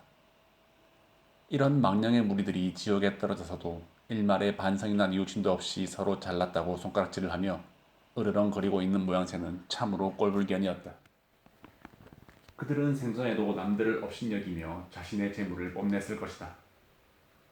자랑할 게 없으니 자신의 탐욕을 자랑하는 구제불능의 한심한 영혼들이었다. 그들은 하느님의 공의로운 뜻을 거역하고 탐욕에 찌들어 인생을 탕진한 죄 많은 탕아들이었기에 이곳에서 영원히 벗어날 수 없는 고통에 신음하고 있는 것이다. 이제 다시 길을 재촉할 때가 되었는지 스님이 조용히 앞장서 걸음을 옮기기 시작했다. 우리는 제5지옥이 있는 골짜기를 향해 내려가 시냇물이 흐르는 한 기슭에 이르렀다. 그 시냇물을 따라가자 꽤 큰 도랑이 나왔는데 그곳에서는 용암이 분출하던 물이 부글부글 끓어넘치고 있었다. 물은 탁하고 거무스를 맸으며 몹시도 역겨운 악취를 풍겼다. 도랑물은 이윽고 벼랑 아래에 있는 스틱스라는 이름의 늪으로 떨어져 내렸다. 우리는 다시 골짜기를 타고 내려와 늪에 이르렀다. 가만히 보니 늪 속에는 온통 진흙으로 칠갑을 한 망령들이 허우적거리며 원수마냥 서로 치고받고 싸우고 있었다. 그들은 하나같이 전부 발가벗겨진 알몸이었는데 그 광경이 참으로 목불인견이었다. 나는 눈살을 찌푸리며 외면했다. 그러자 스님이 한 말씀 하시는 것이었다. 자네도 보았겠지. 저들을 어찌 인간이라고 할 수 있겠나. 서로 물어뜯는 짐승만도 못한 인간 공상들을 잘 보아주게나. 늪 위로 거품이 부글부글 끓어오르는 게 보이는가. 그건 저 짐승 같은 망령들의 한숨소리라네. 목구멍까지 진흙이 가득 차 있으니 그런 게야. 저들은 태양 아래서도 생전의 불만과 분노로 제 영혼을 갉아먹던 자들이네. 그 버릇을 버리지 못하고 이 지옥의 늪에 떨어져서도 끝없이 투덜거리며 중얼거리고 있는 거지. 비록 우리가 알아들을 수는 없지만 말일세. 부글거리는 거품이 터질 때마다 무슨 소리가 들리는 것 같지 않은가. 스님의 말씀을 듣고 보니 한시라도 빨리 이곳을 벗어나고 싶었다. 다시는 보고 싶지 않은 광경을 뒤로 하고서 늪가를 벗어나 한참을 걸은 끝에 우리는 까마득한 성벽 위로 뾰족하게 보이는 곳에 도착했다.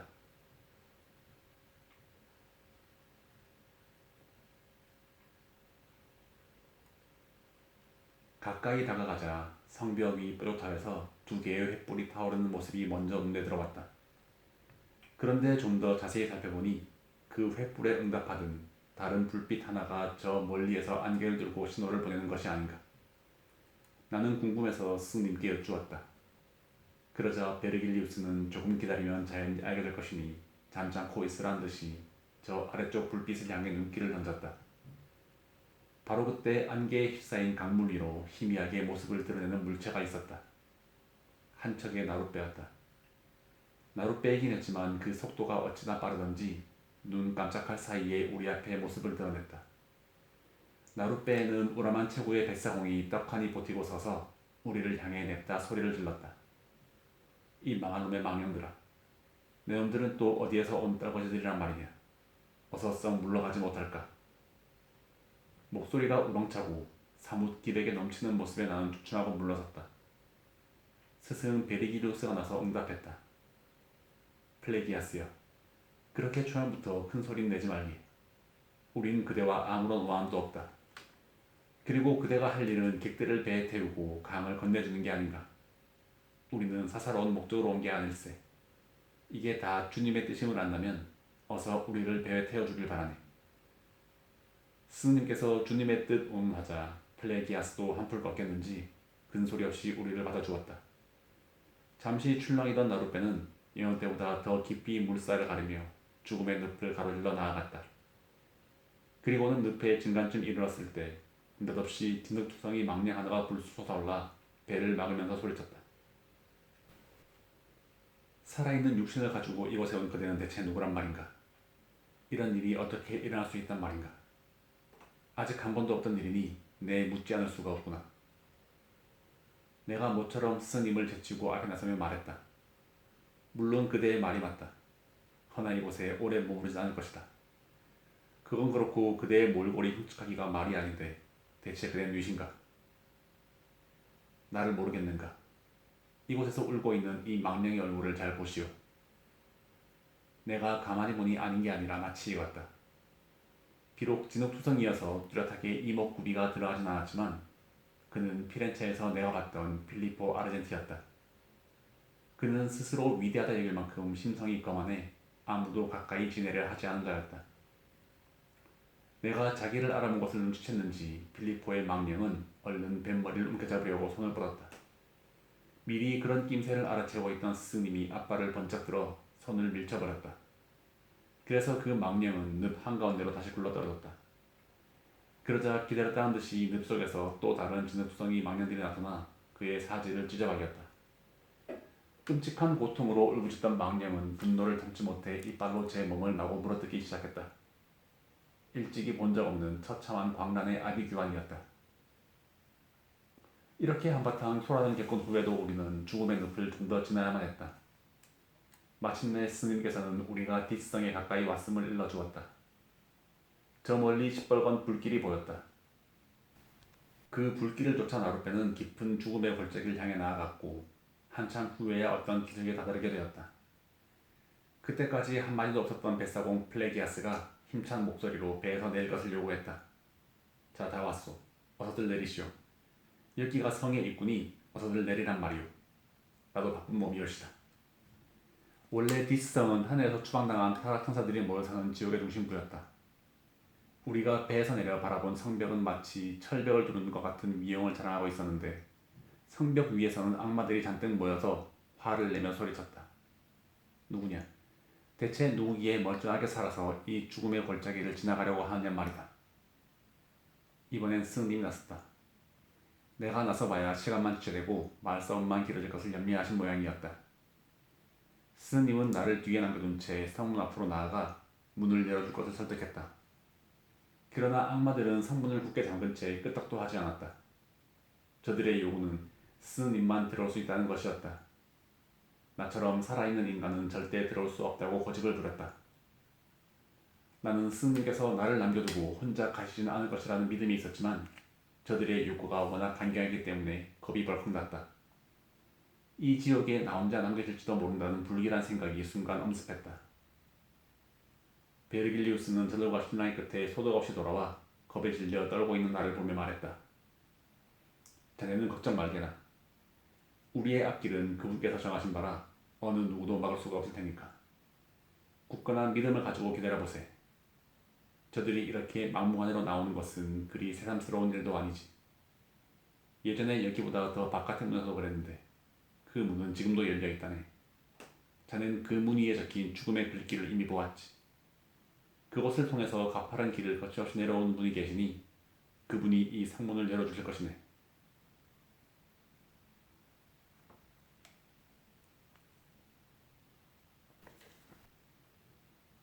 나는 스승님의 말씀을 듣고 나서야 안심이 되었다. 얼마나 초조하고 불안했으면 손바닥에 땀이 질척했겠는가. 그러나 스승님의 말씀대로 정말 하나님의 사자가 오기는 오는 것인지 회의가 들었다. 어떻게 길잡이도 없이 홀로 하늘나라에서 연옥을 거쳐 지옥의 골짜기들을 지나 여기까지 올 수 있단 말인가. 내가 그렇게 회의에 빠져다시 불안해할 때 스승님이 나섰다. 하느님의 사자는 반드시 올 테니까 너무 걱정하지 말게. 우리가 누구인가? 하느님과 성모 마리아와 베아트리체의 보살핌을 받아 이 지옥의 여성을 시작하지 않았던가? 하긴 그랬다. 그렇지 않았다면 감히 상상이나 할 수 있었겠는가? 지금까지 그 누구도 시도한 적이 없는 고난에 찬 여정이고 아무도 가보지 않은 전대미문의 길이었다. 여태껏 살아있는 육신을 가지고 제1지옥에서 제9지옥에 이르는 지옥을 순례한 자는 없었다. 그런데 스님께서는 우리가 능히 모든 시련을 극복하고 이 고난의 길을 갈 수 있다고 말하고 있었다. 아울러 개인적인 경험을 덧붙여 말씀하셨다. 아주 예전의 일이었네. 아마 내가 육신의 옷을 벗어버리고 막 림보에 도착했을 때였네. 그때 난 이곳을 한번 지나간 적이 있다네. 물론 내 자유로 그랬던 것은 아니지. 자네도 들어봤을 걸세. 에리톤이라고 마술을 부리는 무녀가 있었지. 나는 그녀의 마법에 걸려 그리스도를 배신한 유다가 있는 지옥에 갔었네. 그곳은 하늘나라로부터 가장 멀고 무시무시한 어둠과 공포와 전율에 뒤덮인 곳이었지. 비록 마법에 걸려 갔던 길이긴 하지만 어쨌든 한번 지나간 적이 있으니 이 모양도 잘 될 걸세. 그때 성벽 위 뼈다귀 위로 새 악녀가 호련히 모습을 드러냈다. 그녀들은 저마다 초록색 뱀을 허리띠처럼 두르고 있었고 머리 역시 머리카락 대신 가느다란 실뱀들이 뒤엉켜 얼굴까지 늘어져 있었다. 그 모습 자체가 공포감을 불러일으켰다. 베르길리우스는 저들이 바로 영원한 탄식의 여왕을 섬기는 시녀들이라고 일러주었다. 잘 보게나. 지금 오른쪽에서 울고 있는 여인이 알렉토라네. 가운데 여신은 티시포네. 그리고 오른쪽에 있는 여인은 메가이라일세. 우리가 쳐다보고 있는 동안에도 그녀들은 날카로운 쇳소리로 고함을 지르면서 서로의 가슴을 손톱으로 찢고 손바닥으로 때리고 있었다. 나는 그만 겁을 집어먹고 승의 뒤로 물러났다. 그때 한 악녀가 우리를 내려다보며 냅다 소리쳤다. 오늘 저 두 놈들에게 이 세상 마지막 선물을 안겨주자. 어서 메두사를 불러 돌로 만들어버리자. 전에 테세우스가 쳐들어왔을 때 복수를 못했으니 오늘이야말로 끝장을 내버리자꾸나. 그 증오에 찬 소리를 듣자마자 스님께서는 얼른 나에게 돌아서 눈을 감고 있으리라고 급박하게 명령했다. 만일 고르곤이 진짜로 나타나 그의 눈에 띄는 순간에는 누구든지 돌로 변해버린다는 말씀이었다. 스님은 나를 돌아서게 한 뒤에 자신의 손으로 내 눈을 가려주었다. 그리고는 얼마 안 돼 나는 지축이 흔들리고 태풍이 휘몰아치는 소리를 들었다. 뜨거운 기운들이 세척하고 폭주하는 격렬의 바람의 소리, 숲을 헤집으며 가지들을 부러뜨려 멀리 날려버리는 거친 바람의 소리, 거대하고 자욱한 흙먼지를 일으켜 목동과 짐승들을 달아나게 만드는 사나운 바람의 소리를 들으며 나는 온몸을 덜덜 떨었다. 시간이 얼마나 지났을까? 스님이 내 눈을 가린 손을 풀어주면서 말씀하셨다. 자, 이제 돌아서 좋네. 저기 안개에 덮인 수면 위로 물거품이 일어나는 것이 보이는가? 잘 보게나. 내가 말한 대로 성문이 곧 열리게 될 걸세. 우리의 시련이 끝났네. 저기 새 마녀와 수많은 악마들이 추풍 낙엽처럼 흩어져 미친 듯 도망가는 것이 보이지 않는가? 과연 스님의 말씀은 한치의 거짓도 없었다. 한바탕 요란한 태풍이 지나가고 사방이 잠잠해지면서 저 멀리 안개와 바람을 헤치고 호련히 다가온 한나라의 사자가 있었다. 그는 저주받은 지옥의 늪스틱스를 몸에 한 방울도 묻히지 않고 건너오고 있었다. 우리는 예를 갖춰 경건하게 사자에게 고개를 숙였다. 사자는 성문 앞에 이르러 지팡이를 들어 성문을 내리쳤다. 그리고 마침내 디스의 성문이 열렸다. 사자의 위험 앞에 아무도 나선 자가 없었다. 우리의 앞길을 가로막고 의기양양하던 성벽 위의 수많은 악마들도 자취를 감추었다. 하늘의 사자는 이렇게 우리의 앞길을 열어주고는 표표히 사라졌다. 스님과 나는 그의 뒷모습을 막연히 넋을 놓고 바라보다가 성문 안으로 발걸음을 옮기기 시작했다.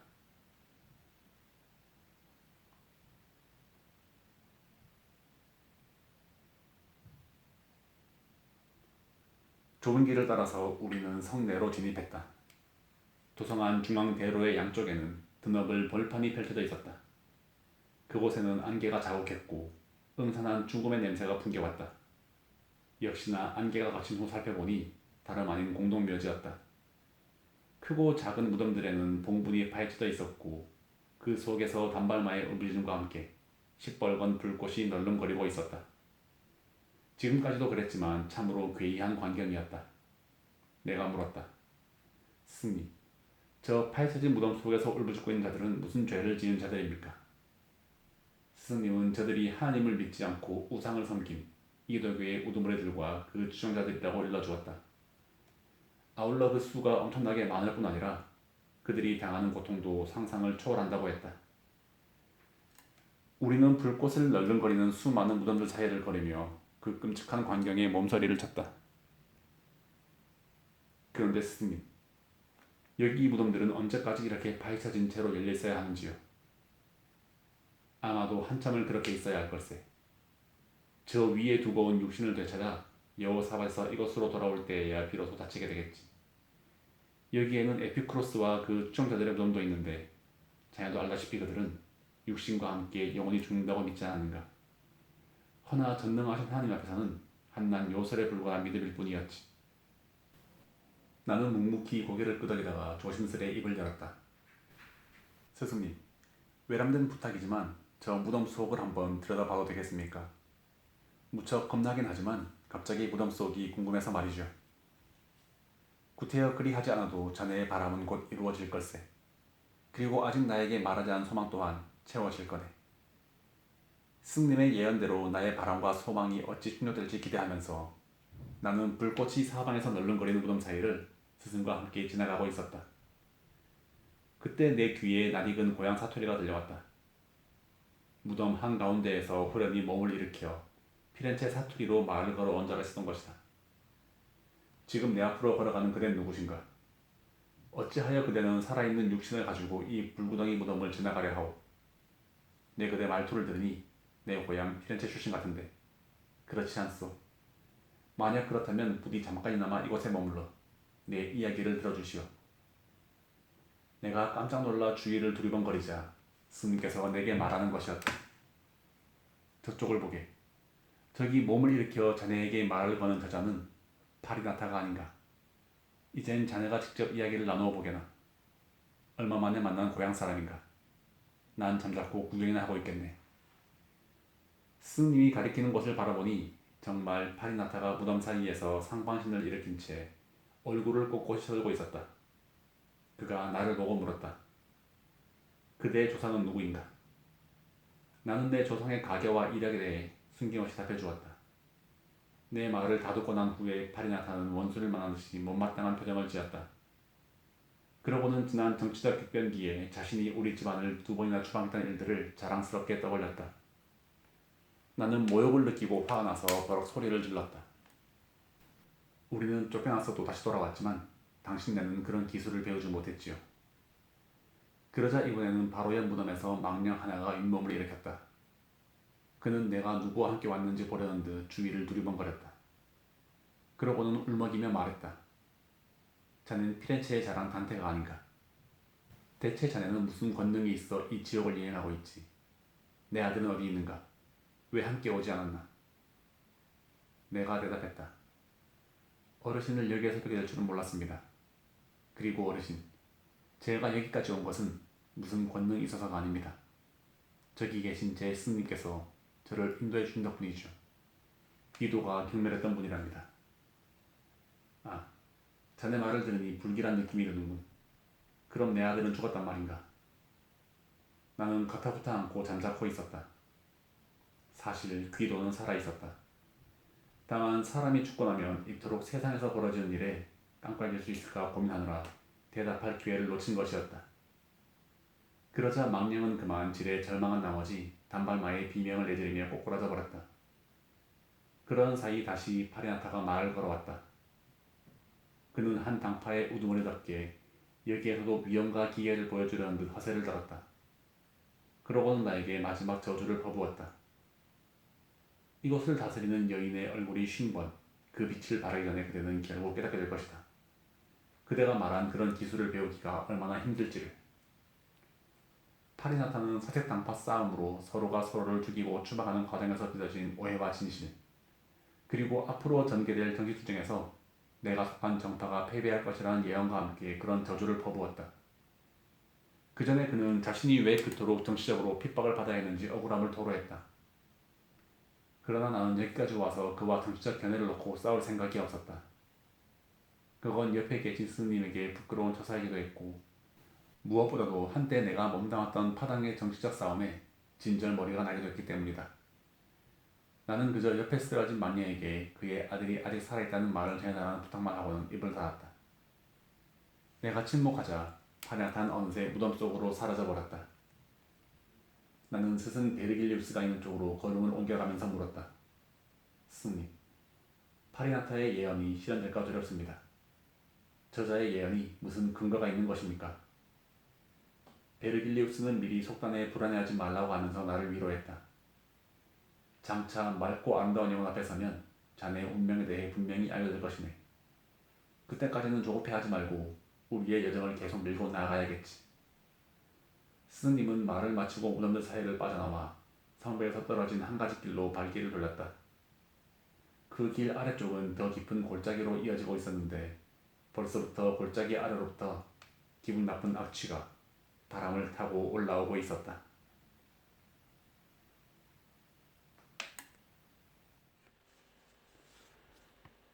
우리가 비좁은 오솔길을 걸어 바위 투성이 벼랑 끝에 이르렀을 때 밑을 내려다보니 처참한 몰골을 한 망령들이 득실을 거리고 있었다. 우리는 바람을 타고 올라온 악취에 숨이 막힐 지경이었다. 그래서 악취를 피하기 위해 어느 거대한 무덤의 봉분 뒤로 잠시 몸을 피했다. 무덤에는 묘비 명이 있었는데 다음과 같이 쓰여 있었다. 여기 포티누스에게 이끌려 바른 길에서 벗어난 교황 아나스타시우스를 내가 지키노라. 우리는 악취가 거칠 때까지 좀 쉬었다 가기로 했다. 베르길리우스는 그 틈을 이용해 내게 지옥의 하부 구조에 대해 설명해 주었다. 이 골짜기 아래로 내려가면 점점 좁아지는 원통형으로 이루어진 세 개의 지옥이 나온다네. 저주받은 죄 많은 망령들이 형벌의 고통으로 몸부림을 치고 있는 곳이지. 그들이 지은 죄는 여러 가지이지만 그 중에도 남을 기망하고 속이는 죄로 인해 고통을 받고 있는 거라네. 나는 스님께 제7지옥에 갇혀있는 망령들에 대해 물었다. 첫 번째 지옥에는 폭력을 휘둘러 사람을 죽이거나 상해를 입힌 자들이 갇혀있다네. 또한 두 번째 지옥에는 자기 자신에게 폭력을 행사한 자들인데 자살을 하거나 자해를 저지르거나 노름으로 인생을 탕진한 경우일세. 결국은 그 대가로 몸부림을 치며 후에 눈물을 흘리고 있지. 그리고 세 번째 지옥에는 하느님을 깔보거나 업신여긴 자들이 갇혀있네. 이들 역시 하느님의 공의를 부정하고 모독한 죄로 고통을 받고 있지. 덧붙이자면 부정한 방법으로 타인의 재산을 강탈한 고리 대금업자들도 여기서 그 죄값을 치르고 있다네. 제7지옥에 대한 설명을 마친 베르길리우스는 제8지옥과 제9지옥에 대해서도 간략하게 설명해 주었다. 제8지옥에는 양심과 정의를 저버린 위선자, 남의 물건을 훔친 도둑들, 성스러운 성직을 돈으로 사고 판 자들, 더러운 포주들이 갇혀 있었는데 이들은 모두 최소한의 인간적인 양심과 신의를 저버린 악의 무리들이었다. 가장 깊은 지옥인 제9지옥에는 모든 반역자들의 무리가 갇혀 있었는데 그들은 영원히 구제받을 수 없는 형벌을 받고 있다고 일러주었다.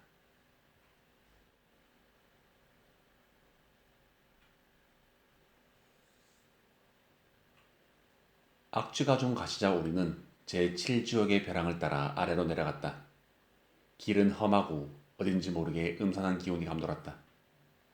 그 옛날 알프스산에서 지진으로 산사태가 일어나 길이 다 막혀버렸던 것처럼 우리 앞에는 무너진 바위 사이로 겨우 한 사람이 지나갈 만한 좁은 길이 있을 뿐이었다. 한동안 길을 따라 내려가던 우리의 발걸음을 멈추게 하는 것이 있었다. 가짜 암소의 뱃속에서 잉태된 크레타의 치욕이었다. 그것은 뭔가에 잔뜩 화가 난 듯 나를 향해 곧 달려들 기세였다. 이에 베르길리우스가 나서 타이르듯 말했다. 오해하지 마시게. 이 사람은 아테네의 공작이 아니라네. 그러니 화를 풀고 어서 길을 열어주려나. 우리는 갈 길이 멀고 급하이. 스승님의 말씀에도 불구하고 미노타우로스는 화를 삭히지 못한 채 길길이 날뛰었다. 그 모양새를 살피던 스승께서 나를 재촉했고 우리는 재빨리 바위들 사이로 뛰어서 골짜기 아래로 내려갔다. 그곳에는 시뻘건 피의 강물이 굽이치고 있었다. 나는 토할 것 같은 역한 기운을 느꼈다. 자세히 보니 피의 강물은 부글부글 끓고 있었고 망령들이 그 안에서 득식을거리며 몸부림치고 있었다. 너무나 처참한 광경이라 가슴을 치며 눈물을 흘리지 않을 수 없었다. 그러고도 얼마나 더 내려갔을까? 우리의 눈앞에 커다란 계곡이 활처럼 둥근 반원을 그리며 펼쳐졌다.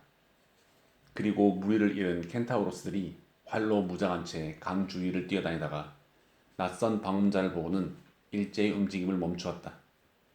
그들 중 하나가 외쳤다. 너희들은 누구냐? 무슨 죄를 짓고 여기까지 온 것이냐? 냉큼 답하지 않으면 화를 쏘겠다. 베르길리우스가 나섰다.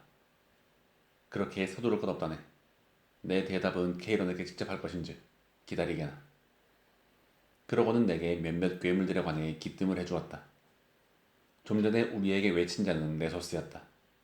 이 자는 아름다운 데이아네이라를 겁탈하려다가 헤라클라스에게 죽임을 당한 놈이었다. 그리고 무리 가운데에서 고개를 숙이고 있는 자는 아킬레우스를 가르친 케이론이었으며 그 옆에서 얼굴이 불그락 푸르락하며 성을 내고 있는 자는 폴로스였다. 이들 켄타우로스들은 모두 이 골짜기 피해 강 주변을 맴돌면서 호시탐탐 물을 벗어날 기회를 엿보는 망령들에게 화살을 쏘고 있었다. 피해 강을 지키는 파수꾼들인 셈이었다. 우리가 이들 무리에 가까이 가자 케이론이 부하들을 향해 말했다. 내 놈들도 저들의 모습을 봤겠지. 특히 뒤에 오고 있는 저기 저놈이 발걸음을 옮길 때마다 풀과 돌멩이가 들썩거리는 것을 말이다. 우리처럼 죽은 망령들이라면 무게가 없어 움직임이 없을 텐데 이상하지 않은가 말이다. 그때 베르길리우스가 잽싸게 앞으로 나서며 그 말을 받았다. 아케로니여, 그대의 말이 맞다. 그대는 뭇 영웅들의 승답게 과연 명민하구나. 그대의 말처럼 이 젊은이는 살아있는 사람이 맞다. 그리고 나는 이 친구의 인도자인 베르길리우스이다. 나는 이 지역의 골짜기를 처음부터 끝까지 인도하고 있는 중이지. 그건 하늘나라에 있는 맑고 고귀한 영혼의 뜻을 받들어 하는 일이기도 하고. 자, 그러니 이제 부디 그대의 부하에게 명령해 우리를 등에 업고 이 골짜기를 건널 수 있도록 해주게. 그러자 아케로는 옆에 있던 네소스에게 명령을 내렸다. 네가 가서 저들을 안내해. 그리고 길을 막는 녀석들은 비키게 하고. 이렇게 해서 우리는 네소스의 안내를 받으며 피해 강을 따라 앞으로 나아가기 시작했다. 그리고 길을 나선 지 얼마 되지 않아 피가 들끓는 강물에 잠겨 겨우 눈썹이만 내놓고 허우적거리며 울부짖는 한 무리의 망령들을 만나게 되었다. 나는 그들이 무슨 죄를 짓고 이런 형벌을 당하고 있는지 궁금했다. 네소스가 말했다. 저들은 살아생전에 죄 없는 백성들을 죽이고 재산을 빼앗은 악명 높은 군주들이요. 저들 중에는 알렉산드로스 대왕도 있고 시칠리아 섬의 폭군 디오니시우스도 있어. 그리고 저기 검은 머리칼을 아무렇게나 내려뜨려 얼굴을 가리고 있는 자는 아철리노이고 그 옆에 금발은 의붓자식에게 시해된 에스터 가문의 포악한 군주 오피초라오. 설명을 마치고 다시 앞으로 나아가자 이번에는 피해 강물 위로 목을 내밀고 있는 망령의 무리가 나타났다. 네소스는 한쪽에 홀로 있는 자를 가리키면서 템스 강가에서 지금도 존경받는 자의 심장을 하나님의 품 안에서 가른 놈이라고 말했다. 거기서 조금 더 나아갔을 땐 이제 가슴까지 드러낸 망령들이 보였는데 그들 중 상당수를 알아볼 수 있었다. 그리고 피해 강물이 점점 얕아져 겨우 발목을 적시고 있는 곳에 이르렀다. 네소스에 따르면 이렇게 차츰 얕아졌던 강물은 저 강 건너편에서 다시 깊어져 시면을 이루었다. 거기에는 그강 무도한 폭력배들과 군주들이 아비규환의 처참한 모습으로 고통을 견디고 있었다. 나는 대체 어떤 군주들이 그런 형벌을 받고 있는지 네소스에게 물었다. 뭐 일일이 다 열거할 수는 없지만 내가 본 망년들만 말하자면 우선 저 사나웠던 아틸라와 피로스, 섹스토스가 있소. 그리고 가장 깊은 곳에는 천지분간 못하고 날뛰면서 수많은 인명을 살상한 코르네토의 라니에르와 리니에르 파초 같은 천하의 망나니들이 피해 강물에 온몸이 잠긴 채 비명도 지르지 못하는 참혹한 형벌을 받고 있다오. 이렇게 말을 마친 네소스는 우리를 남겨둔 채 호련히 왔던 길로 되돌아갔다. 이렇게 해서 우리는 무사히 제7지옥의 두 번째 지옥으로 들어가게 되었다. 우리 앞에는 오솔길 하나 없는 숲이 막아섰다. 그 숲은 푸르지 않고 어두웠다. 그리고 나무들은 하나같이 말라 비틀어진 흉측한 몰골을 하고 있었다.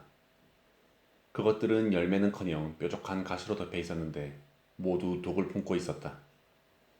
그래서 야생 동물조차 볼 수 없을 지경이었지만 거기에는 희한하게도 몰골이 괴이하고 사나운 새들이 살고 있었다. 바로 하르피아였다. 이 새들은 여인의 얼굴에다 커다란 날개와 날카로운 발톱, 털복숭이 배를 가졌으며 가시투성이 나뭇가지 위에서 울부짖고 있었다. 그리고 숲속 여기저기에서는 비탄의 울음소리가 들려왔는데 정작 그 모습이 보이지 않아 무척 당황스러웠다. 이번에도 스님께서 나서 내 궁금증을 해소해 주었다. 당황할 거 없다네. 자네 궁금증은 곧 풀어질 테니까. 자, 저기 맘대로 저기 있는 나뭇가지 하나를 부러뜨려 보게나. 으악, 대체 내 몸에 왜 손을 대는 것이냐? 내가 스님의 말씀대로 손을 뻗어 나뭇가지를 부러뜨리자 난데없이 비명소리와 함께 가지가 꺾인 자리에서 시뻘건 삐가 흘러나왔다. 참으로 놀랄만한 광경이었다. 나무가 사람처럼 말을 하고 있었다. 왜 나를 해치려는 것이냐? 그대는 자비라고는 통토맣고도 없는 인간이란 말인가. 내 비록 지금은 이러한 몰골을 하고 있지만 나 역시 인간이었느니라. 설사 내가 간악한 뱀의 망령이라고 할지라도 그대의 손길이 이토록 인정머리도 없다니. 그대의 눈에는 내가 이렇게 철철 피를 흘리며 고통으로 신음하는 모습이 보이지 않는단 말이냐. 베르길리우스가 대신 나서서 응답했다. 그대 피 흘리는 불쌍한 망령이여. 그대 몸에 손을 댄 것은 저 사람이지만 그건 내가 시켜서 한 행동이니 나를 책망하기를 바라네. 나도 마음이 아프다네. 혹 그대는 내가 옛날에 썼던 시를 읽어보았는가? 그 시에서 나는 그대처럼 피 흘리는 나무에 대해 읊은 적이 있네만. 물론 읽어보았습니다. 위대한 당신의 시를 읽지 않고도 인생을 살 수 있는 이가 어디 있겠습니까? 허나 그때는 피 흘리는 나무 얘기를 믿을 수가 없었습니다. 제 운명의 미래를 미천한 인간이 어찌 진정이 날 수 있었겠는지요. 아, 제가 진작 당신의 시에서 교훈을 얻었다면 좋았을 것을. 후회는 언제나 늦게 오는 법이라네. 아무튼 마음이 아픈 것은 나도 마찬가지일세. 이젠 진정하고 이 사람에게 그대의 전생에 대해 말해주시게나. 이 사람은 다시 저 세상으로 돌아갈 몸이니 그대의 억울함을 밝히고 잃어버린 명예를 회복할 수 있을 것이네. 베르길리우스의 말을 들은 나무가 결심이 선 듯 말을 시작했다. 그렇다면 시키는 대로 하겠습니다. 나는 페데리코 황제의 마음을 움직일 두 열쇠를 모두 가지고 있던 사람입니다. 그것들을 써서 그분의 마음을 잠갔다가 열었다가 했지요. 그러므로 세상에 있을 때 내가 섬기던 그분의 마음을 나만큼 잘 헤아리는 사람은 없었습니다. 그분은 내게는 자신의 비밀을 아무도 알 수 없게 하라는 명령을 내렸고 나는 그 명령을 수행하느라 밤낮 없이 정성을 다했습니다. 아무도 내 충정을 의심하는 사람은 없었죠. 여기까지 말을 마친 나무는 긴 한숨을 내쉬더니 말을 이었다. 그러나 호사다마라고 했던가요? 나도 모르는 궁정에는 나를 시기하고 질투하는 궁녀들이 있었고 그녀들은 황제를 부추겨서 내게 쏠렸던 그분의 총애를 빼앗아갔지요. 나는 졸지의 반역자가 되어 감옥에 갇히게 되었습니다. 그곳에서 숱한 고문을 받고 슬픔과 탄식의 나락으로 떨어지고 말았죠. 그래서 나는 더 이상의 굴욕과 모멸을 피하기 위해 스스로 목숨을 끊는 결단을 내렸습니다. 그러나 지금도 맹세하거니와 황제에 대한 내 충정은 조금도 의심할 바 없이 진실한 것이었습니다. 이 점을 알아주시기 바랍니다. 그러니 부디 지상으로 돌아간다면 이런 내 억울함을 밝혀 반역자라는 누명을 쓰고 실추된 내 명예를 회복시켜 주시기를 바랍니다. 나는 그의 애처로운 처지에 깊이 공감했다. 아마 스승님께서도 그랬던 것 같다. 스승님이 깊은 위로를 담아 말했다. 그대의 피 흘린 애처로운 망령이여. 그대의 바람은 이 사람에 의해 저 세상에서 이루어질 것이니 걱정하지 말게나. 그리고 그대가 어떻게 말라비틀어진 나무가 되어버렸는지 또 여기에서 탈출한 망령이 있었는지 더 얘기를 해주시게나. 그러자 나무로 변한 망령은 거친 한숨을 내쉬었고 한숨은 곧 바람이 되어 대기를 흔들었다. 그러고는 슬픈 망령의 목소리가 다시 들려왔다. 제 손으로 스스로 목숨을 끊은 망령들은 미노스의 심판을 받아 여기 제7지옥으로 떨어지게 됩니다. 미노스가 제 꼬리를 7번 휘감는 것이지요. 결국 저는 이 숲속에 떨어져 하늘의 씨앗으로 지옥의 생활을 시작하게 된 겁니다. 그리고 싹이 돋고 한 그루 나무로 컸던 것이지요. 이파리가 나기 시작하면 하르피이아들이 날아와 이파리를 쪼아대면서 고통을 안겨줍니다. 게다가 몸통에 구멍까지 뚫어 우리로 하여금 그 구멍으로 비탄을 쏘아내게 한답니다. 나는 망령에게 무어라 위로의 말을 할 수 없었다. 저들에게도 최후의 심판의 날이 빨리 와서 육신을 되찾고 조금이라도 고통에서 벗어나기를 바랄 뿐이었다. 그러나 스승 베르길리우스는 자살을 한 이의 망령들은 최후의 심판의 날에도 다른 망령들과는 달리 육체를 다시 회복할 수 없다고 일러주었다. 이러한 사실을 알고 있었는지 망령은 입을 다물고 깊은 슬픔에 빠져 침묵하고 있었다. 우리는 난감한 표정으로 동정을 표한 수밖에 없었다. 그때였다. 갑자기 숲을 흔드는 소리가 들려왔다. 그 소리는 마치 사냥꾼에게 쫓기는 짐승의 울부짖는 것도 같았다. 그리고 곧 벌거벗은 채 피를 흘리는 두 망령이 나타났다. 그들은 고래고래 악을 쓰며 숲속을 헤쳐나가고 있었는데 어찌나 빠른지 가로막는 숲의 가시들이 모두 부러졌다. 앞서 달리는 망령이 외쳤다. 그대 죽음이여 어서 오라. 그러자 뒤따라가는 망령이 소리쳤다. 그대는 전쟁터에서 적에게 쫓기고 있다고 하더라도 지금처럼 빠르지 않았을 것이다. 이 꼬두 망령들은 갇히던 물속으로 쓰러져 가쁜 숨을 몰아쉬었다. 그러자 그들을 노리고 있다는 듯이 숲속에서 들개들이 나타났다. 피에 굶주린 들개들이었다. 들개들의 눈에서는 살기가 번뜩였다. 놈들은 사정없이 망령들에게 달라붙어 물어뜯고 사제를 찢어발겼다. 우리는 이런 처참한 광경을 지켜보았다. 스승님은 저 두 망령이 생전에 어마어마한 재물을 소유했던 부자였는데 헛되이 재물을 상진한 죄값을 죽어서 받고 있다고 했다. 스승님은 내 손을 잡고 숲으로 이끌었다. 그곳에는 가지가 부러져 피투성이가 된 나무가 비탄의 눈물을 흘리고 있었다. 알고 보니 그 나무는 나와 동양인 피렌체 사람이었는데 세상살이의 각박함을 이기지 못하고 목을 매 자살하는 바람에 이곳에서 고통을 당하고 있었다. 스승님과 나는 바닥에 떨어져 있는 이파리와 가지를 주어 그 발치에다 놓아주었다.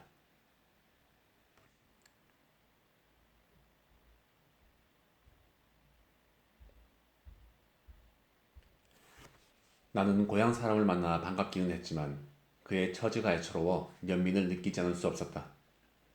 아울러 그리운 고향 생각이 그만 가슴이 울컥해져 눈물을 흘렸다. 이런 내 처지를 헤아린 스승님은 고향에 돌아갈 수 있는 길은 우리가 함께하고 있는 이 지역의 여정을 빨리 끝내는 방법밖에 없다고 일러주었다. 우리는 어느새 제7지역의 두 번째 지역을 지나 마지막 세 번째 지역의 초입에 들어섰다. 우리 눈앞에는 풀 한 폭이 나지 않은 황량한 들판이 펼쳐져 있었고 자살한 망령들이 숲의 그 들판을 화환처럼 에워싸고 있었다.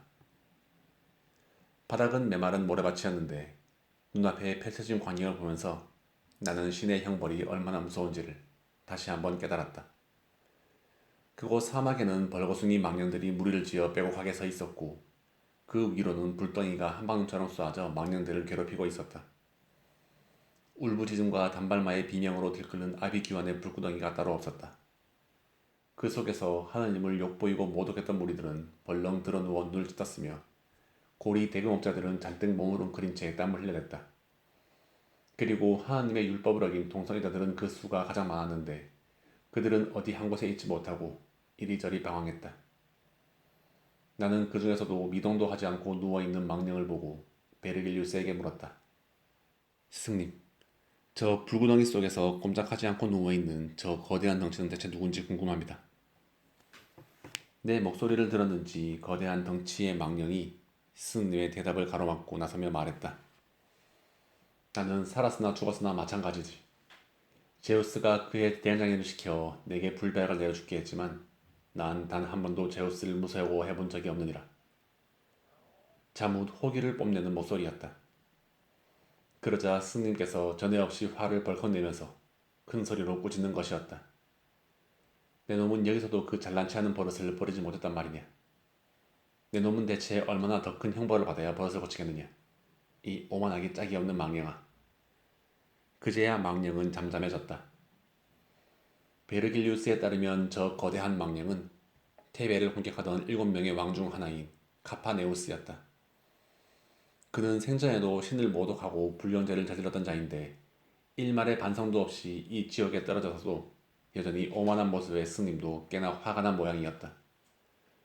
우리는 불타오르는 모래사막을 피해 숲 가장자리를 조심스레 걸어 시냇물이 흐르는 곳에 이르렀다. 그 시냇물의 빛깔은 섬뜩한 핏빛이었다. 우리가 이 지역 여정을 시작한 후로 이 시냇물처럼 진기한 마술을 부리는 모습을 본 적은 없을 것이네.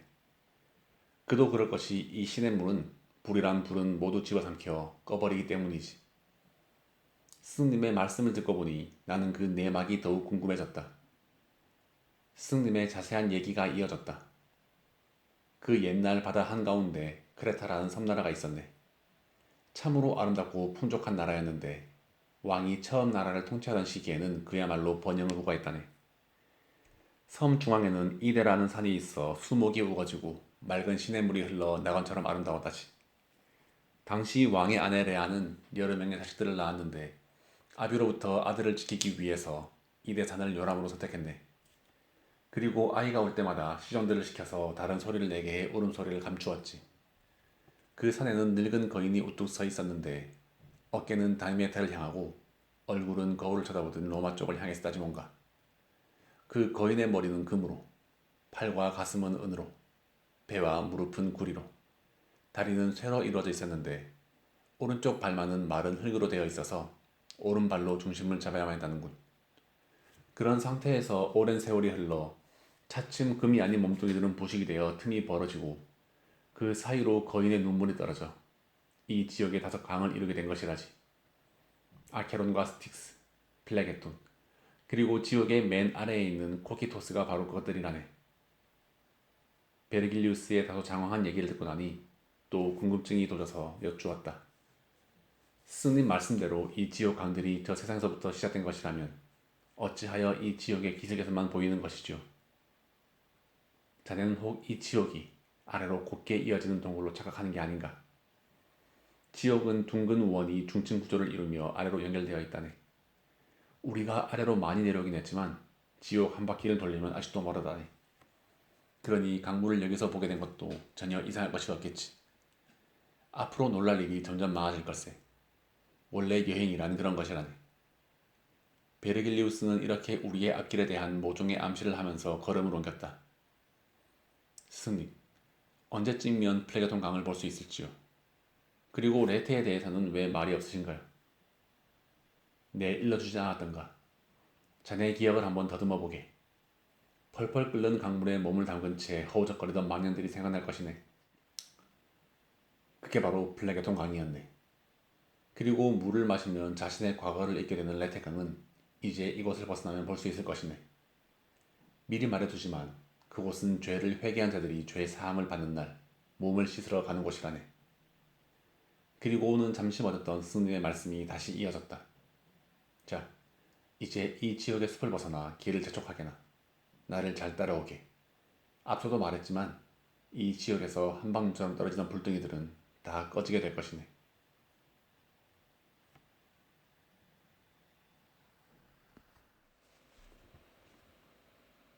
우리는 한참을 걸어 숲속에서 멀리 떨어진 곳에 이르렀다. 그곳 두 길 아래에서 우리는 한 무리의 망년들과 또다시 만나게 되었다. 그들은 달밤에 서로의 얼굴을 확인이라도 하는 것처럼 우리를 뚫어져라 쳐다보았다. 그리고 그 가운데 한 망령이 내 옷사락을 잡으며 반갑게 말하는 것이었다. 아, 여기서 자네를 보게 되다니. 자네는 단테가 아닌가? 나를 모르겠는가? 자세히 보니 그는 브루네토 라티니 선생님이었다. 참으로 뜻밖이었다. 나는 반가움과 놀라움을 표시했다. 자네와 함께 얘기를 나누고 싶은데 괜찮겠는가? 내가 고개를 끄덕여 괜찮다는 무언의 대답을 하자 브루네토가 말을 이었다. 아직 최후의 심판의 날이 오지 않았는데 자네를 이곳까지 이끈 것은 운명이란 말인가? 이곳은 자네가 올 곳이 아니야. 지금이라도 할 수만 있다면 얼른 달아나라고 하고 싶군. 여기까지 자네를 인도한 자가 누구인가? 브루네토는 이렇게 말하면서 힐끗 베리길루스를 쳐다보았다. 그 모습이 어딘지 불안해 보였다. 내가 말했다. 전 아직 제 나이가 완전히 차기도 전에 어느 계곡에서 길을 잃었습니다. 그런 와중에 이분께서 나타나 제가 이것을 탈없이 순례할 수 있도록 인도해 주셨지요. 그러니 걱정하지 않으셔도 됩니다.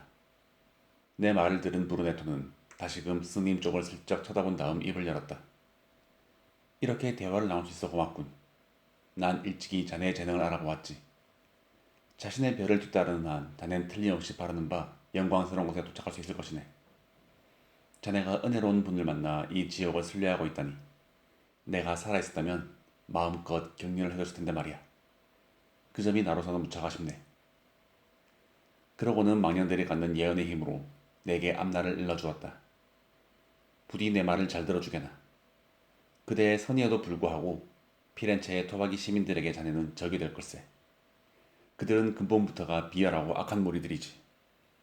그들과 또 다른 파당을 만들어 적대하고 있고 로마인의 후예를 자임하고 있는 자네가 속한 피렌체 시민들 또한 다를 것이 없다네. 그들도 파당은 아마도 서로 자네를 끌어들이려 할 것이네. 자네의 명예로운 지위를 이용하던 수셈이겠지. 이기심과 질투에 눈먼 인간들의 세상에서 앞날은 한치도 알 수가 없는 법이니 조심해야 할 걸세. 파당의 무리에서 멀리 떨어져 있게.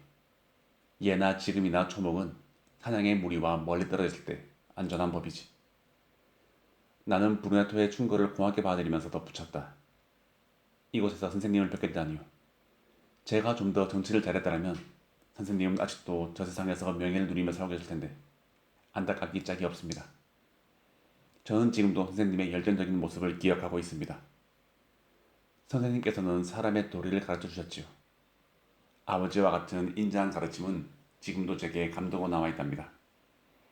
선생님이 말씀하신 제 앞날에 대한 충고는 깊이 새겨두겠습니다. 그리고 맑고 고결한 영혼을 만나면 제 운명에 대해 잘 알 수 있을 것입니다. 다만 여기서 제가 말씀드리고 싶은 것은 지금까지도 그래왔거니와 앞으로도 제 양심에 반한 일은 하지 않을 것이라는 점입니다. 어쨌거나 운명의 수레바퀴를 돌리는 것은 하나님의 몫이니 당연히 그에 따라야겠죠. 베르길리우스는 브루네토의 충고를 잘 받아들이라고 일러주었다. 나는 스님의 말씀에 동의하면서 브루네토에게 함께 가고 있는 망령의 무리들 중에서 세상에서 명예를 떨친 망령이 있는가를 물었다. 물론 있다네. 일일이 다 말할 수는 없겠지만 몇몇 망령들에 대해서는 얘기해도 좋을 싶군.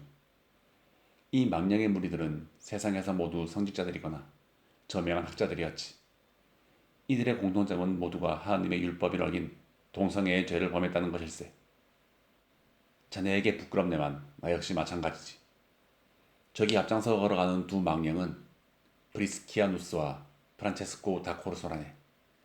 그리고 하인들에 의해 아르노 강에서 바르키오네 강으로 옮겨져 거기서 죄 많은 육신을 남겨도 보이지.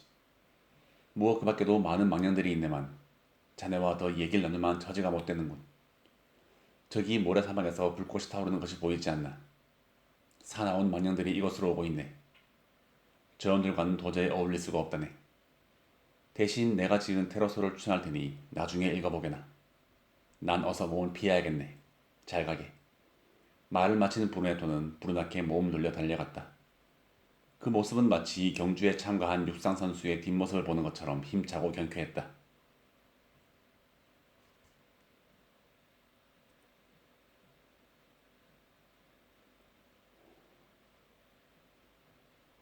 우리는 어느덧 제7지옥이 끝나는 세 번째 지옥의 가장자리에 이르렀다. 그것에는 강물이 벼락 밑으로 떨어져 거대한 폭포를 이루고 있었다. 물소리가 얼마나 엄청나던지 귀가 윙윙거리며 울릴 정도였다. 그때 망령의 무리들 중 3명이 우리 앞에 모습을 나타냈다. 그들 역시 하나님의 율법을 어기고 동성애의 죄를 범한 자들이었다. 그들은 거칠고 사나웠다. 온몸이 상처투성이었고 진물이 흘러나와 끔찍한 몰골로 악취를 풍기고 있었다. 그들 모두는 나와 동양인 피렌체 출신의 망명가들이었다. 그들 중 한 망령이 우리 앞을 가로막고 나서며 내게 물었다. 그대는 산자의 몸으로 어찌 이 지옥을 순례하려 하는가? 내가 나서기 전에 셋은 베르길리우스가 차분하게 저간의 사정을 일러주었다. 그러자 그 망령은 고맙게도 내게 축복을 내려주었다. 또 다른 망령은 고향 피렌체의 소식을 물은 다음 돌아가게 되면 자신의 안부를 전해달라고 부탁하고는 다른 망령들과 함께 바람처럼 사라졌다. 우리는 다시 걸음을 재촉해 앞으로 나아갔다. 그리고 잠시 후 천둥 소리처럼 굉음을 내며 폭포가 떨어지고 있는 벼랑에 이르렀다. 가까이에서 보니 그 폭포의 빛깔은 온통 핏빛이었다. 그때 스님께서는 무슨 생각이 드셨는지 내가 허리에 메고 있던 밧줄을 풀어달라고 하셨다. 난 한때 수도성 생활을 한 적이 있어 허리에 밧줄을 메고 다녔던 것이다. 그것으로 표범을 잡아볼까 생각하기도 했다.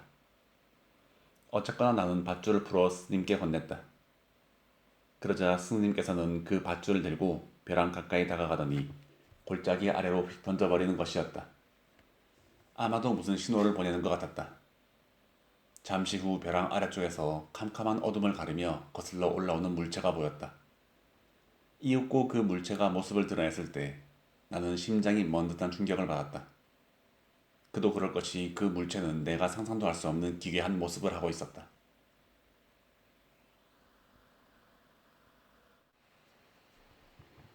잘 보게나. 꼬리가 뾰족한 저 짐승을. 저 무지막지한 괴물은 산과 들을 자유롭게 넘나들고 성곽이나 온갖 무기들을 단숨에 쳐부수며 온 세상에 더러운 악의 씨앗을 퍼뜨린다네. 베르길리우스가 내게 말했다. 그러고는 괴물에게 손짓을 해 가까이 오라는 신호를 보냈다. 그러자 큰 괴물은 큰 날개를 펼친 채 머리와 가슴을 벼랑 끝 가장자리에 턱하니 걸치는 것이었다. 얼굴은 사람의 모습으로 언뜻 선량해 보이기까지 했다. 몸통은 뱀의 형상을 하고 있었고 두 개의 앞발에는 날카로운 발톱들이 나 있었다.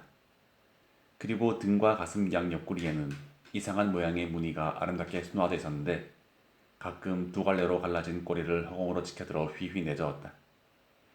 스승님은 나를 데리고 벼랑의 오른쪽으로 돌면서 뜨거운 모래사막과 불덩이를 피해 나아갔다. 그러고는 손가락으로 저 아래쪽 모래바닥에서 웅성거리고 있는 망령들을 가리키며 말했다. 자네가 이곳에서 경험을 쌓을 수 있는 좋은 기회네. 저 아래로 내려가서 망령들의 동태를 살펴보고 오게나. 다만 너무 오래 있어도 안 되고 망령들과 실랑이를 써도 안 되네. 나는 자네가 올 때까지 이놈의 괴물과 한번 협상을 해보겠네. 우리가 이놈의 등을 빌려 저 아래로 내려갈 수 있는지를 말일세. 나는 혼자 제7지역의 세 번째 지역에서 제일 가장자리로 내려갔다. 아까 어렴풋이 보였던 것처럼 그곳에 망령들이 눈물을 흘리며 참혹한 형벌을 받고 있었다. 사방에서 불덩이가 연신 쏟아지고 모래바닥의 뜨거운 열기에 그들은 하나같이 안절부절 못하며 이리저리 몸을 뒤척이느라 정신이 없었다. 그 모습은 마치 한여름 떼양볕 아래에서 개가 벼룩이나 파리에게 물려 어쩔 줄 모르고 날뛰는 것과 흡사해 보였다. 망령들 중에 낯익은 자는 없었다. 다만 자세히 보니 그들은 누구랄 것도 없이 저마다 목에 돈주머니를 하나씩 매달고 있었다. 그들은 모두 생전의 고리 대금업자들이었다. 돈주머니에는 서로 다른 색깔과 모양의 무늬가 그려져 있었는데 아마도 그것은 생전에 그들 자신의 가문을 표시하는 문양 같았다. 망령들 사이를 거닐며 주위를 살피던 나는 마침 노란색 돈주머니에 그려진 하늘색 사자 문양을 보게 되었다. 그 옆에는 빨간색 돈주머니에 그려진 흰색 거위 문양이 있었다. 그리고 흰색 돈주머니에 그려진 파란색 암태지 문양도 보였는데 그 돈주머니의 주인이 나를 보고 소리쳤다. 사지 육신이 멀쩡한 자가 어찌 이 참혹한 모래밭에서 얼쩡대는 것이냐. 어서 썩 물러가라. 여긴 나를 빼고는 모두 피렌체 사람들인데 어리석게도 자신들과 같은 처지에 있는 나를 조롱하고 있다. 그 때문에 귀천이 떨을 정도로 괴롭구나. 나는 더 머물며 고리 대금업자들의 망령과 얘기를 하고 싶었지만 오래 머물지 말라는 스승님의 말이 생각나 발걸음을 돌렸다. 내가 돌아왔을 때 스승님은 협상이 잘 되었는지 막 괴물 게리온의 등에 올라타고 있었고 내게도 얼른 타라고 손을 내밀었다. 나는 두려웠지만 스승님을 믿고 올라갔다. 스승님은 뒤에서 나를 꼭 껴안고 명령을 내렸다. 자 게리온, 이제 어서 가자. 네 등에 탄 사람은 죽은 망령이 아니라 살아있는 목숨이니 조심해서 내려가자꾸나. 그러자 게리온은 일말의 망설임도 없이 조심스레 원을 그리며 벼랑 아래로 내려갔다. 나는 두려움에 떨며 아래로부터 올라오는 차가운 바람의 기미만 느낄 뿐 거의 정신을 잃을 지경이었다. 그때 오른쪽 아래쪽에서 거대한 파도가 치는 듯한 소리가 들려왔다. 밑을 내려다보니 타오르는 불구덩이가 눈에 들어왔고 그 속에서는 탄식과 비명이 들끓고 있었다. 그 소리에 정신이 팔려 하마터면 떨어질 뻔했다. 나는 게리온의 등에 필사적으로 매달렸다. 한참 후 게리온은 벼랑 아래 골짜기 바위 틈에 우리를 내려놓고는 잽싸게 사라졌다.